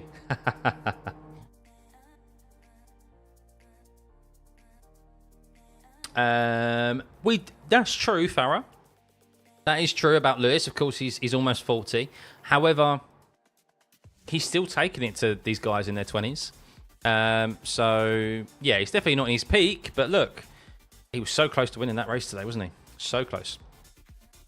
There's such a shitty attitude that Mercedes have in a sport. It's just business to an extent as well, isn't it? What if Checo retains? Well, if Checo retains, then Red Bull, I think, are throwing away the Constructors' Championship. I genuinely think so. They're throwing away the Constructors' Championship, and they're not helping Max. They're doing the complete opposite. Because Max has Checo covered comfortably, and he'd have anyone come into that second car, I think he'd have them covered comfortably. However, he needs sometimes a second driver to help him. You need a teammate to help you in championship fights to make your life easier. And at the moment, Lando, his championship rival, is making his life easier for him. But that's not going to last forever. And I don't think Sergio Perez is the man to support Max in a championship fight again. So I had 3K. Wow, look at us now. 10 times as much, Zach. 10 times as much. Nearly. What's my Twitch account, Daryl? Stuffeyy. Exactly the same. I don't stream to Twitch as often. I'm starting to. However, I need to upgrade my PC and my CPU to ensure that I have enough headroom to multi-stream. So, yeah. Sometimes I do, sometimes I don't. It depends, really. It depends. So, but yeah, feel free to go over there and follow and subscribe. So, Lewis looks fuming in his post-race interview. He does not look happy. He's still spinning it into a positive, though, for the team and people back at the factory, that usual thing. So, their business is the car business, selling those cars with fake errors. Hudson says Lewis did well, but it is what it is. Exactly, Georgian, and that says everything that you need, doesn't it? It says everything you need about Mercedes and what they want. Well, where their priorities lie. So, Max at 5th as predicted. Ah, well done. Well done, yeah. Yeah, he's not going to elaborate too much on it, Richard, is he? So that says a lot about Mercedes. That says a lot about Mercedes. If that was last year, or if Lewis was staying at Mercedes, I said it earlier, I think they would have switched positions. They would have switched positions because Lewis controlled that race perfectly. And we've seen in the past that George has been asked to move over for Lewis when he's tried this alternative strategy, or he's been overtaken easily. But yeah, no one predicted Spa was going to be this difficult to overtake today. Robbed by the other team before, still robbed by his team. It's not robbed because ultimately it's racing. It is racing, isn't it, still? We want to see racing. We don't want to see... We all have our preferential drivers. I would have loved to have seen Hamilton win today. And I won't lie to you guys, when I was commentating, I was rooting for Hamilton. However, I can give credit to George because he took a stab in the dark, shot in the dark, and he made it work. But ultimately, as F1 fans, we want to see racing. We don't want to see team orders. That we saw, obviously, loads of people last week said Norris shouldn't have given up that position. Piastri should have fought him for it. And there was a lot of hoo-ha about that. And I think this time around, I think in hindsight, the right decision was made. It just sucks for Lewis because Lewis did everything that he could do today. And no one predicted the one stop was even a viable option. And George just happened to make it work. Simple as. So, what can you say about Bono? Bono insisted to pit. I think Bono insisted to pit because they thought Lewis would, one, be able to catch. So, listen here, right, guys. There is in no universe, or maybe there is in some universe, but there is in no race or no one down the paddock who would be able to tell you, if you went before a race and said, do you think at Spa, as well, of all places, if you have 16 lap younger tyres, do you think you would struggle to overtake someone on 16 lap older tyres than you? There is no one up and down the paddock that would say, yeah, they'd struggle. Not in a million years. If you tell me you do, you do think that, you're lying to yourself, especially at Spa. All of the data points that a one-stop doesn't work, that tyre delta, you'd easily be able to overtake, and with DRS also as well. But no, it just so happened today, it didn't. So, thanks, Monique. Yeah, thanks for tuning in. Are you still on? The race ended almost an hour ago. I chat for ages, that. Boxing is the driver's final decision. Yeah, and look, Lewis was in control of that race. He was net P1. Everyone predicted, even the TV coverage was going, George Russell pits now, he's going to come out behind Max Verstappen. Like, he's going to come out in between Lando and Max. But no one predicted that George would make that one stop work. And he just so happened he did. And he couldn't, and Lewis couldn't overtake, so. Yeah, exactly, Bebo. Yeah, so. Till next time. Yeah, thanks, Richard. Lewis, looks like Max will have more fun at Mercedes than Lewis will have at Ferrari. We'll see. But yes, guys, thank you for tuning in. Thank you, everyone. Nearly 100,000 likes on this stream, by the way. I cannot just thank you guys enough. We're at more than over the halfway mark of this season. We're heading into the summer break now. Don't worry, the F1 content is still going to be on its way. Trust me, there's going to be a lot of movement. I think we're in for an interesting silly season. We still don't know what Sainz is going to do. We don't know what's going to happen with the Red Bull seat still. We don't know who's going to take up that Alpine seat, that Williams seat. There's still movement in the market. And I think we're in for an interesting 3 weeks coming up. So stay tuned, obviously, for the F1 content on my channel. Also, I do my sim racing content, if you want to tune into that. Of course, I'm always willing to talk F1. So if I'm streaming and you see that live button on YouTube, feel free to drop in and have a chat. about anything that I've posted or anything that's going on that you may have seen online via Twitter and so forth when I'm racing, I'm always happy to talk F1, guys. So yeah, big thank you to everyone. Thank you for all the subs. We're close to 29k. I think that's once again over 500 subs this stream. This community, this channel is growing, and yeah, I'm glad you're enjoying them, guys. So and I know I avoided being stung by the wasp wherever that's gone, so that's a bonus. But yeah, please head on over to the community page. Ask me your questions. Even if I've just answered your question, there might be something that I've answered incorrectly, or there may be something that you find on Twitter that you want me to answer, and I'll give my opinion on it. Hit me up in the community post, and I'm planning on hopefully making a video on that tonight and posting it this evening or in the morning. So yeah, please do that, guys. And yeah, it's going to be kind of like a podcasty, my own kind of podcasty format in essence. I don't want to do the standard review thing because so many people do that. Let's do a Q&A. Let's get you guys involved and continue this great community that we've got here. So, but you've been at NEC, right? No race, Taco, no race. But yeah, thank you guys. Have a lovely rest of your Sunday. I've still got my rum and coke. I'm gonna go have another one, and yeah, we'll. I might even be streaming later on this evening for my own F1 race. So yeah, tune in for that as well. But yeah, thanks guys. Have a lovely rest of your Sunday, and yeah, F1's in a good place right now. Mercedes 1-2, Piastri P3. Just a shame that we haven't really got a championship battle as Max Verstappen extended his lead over Lando Norris after that engine penalty. But hey-ho, hey-ho. We still go into each race weekend not knowing who's going to win. And that's fine by me. That's fine by me. So yeah, have a lovely rest of your Sunday, guys. We'll see you soon. Bye!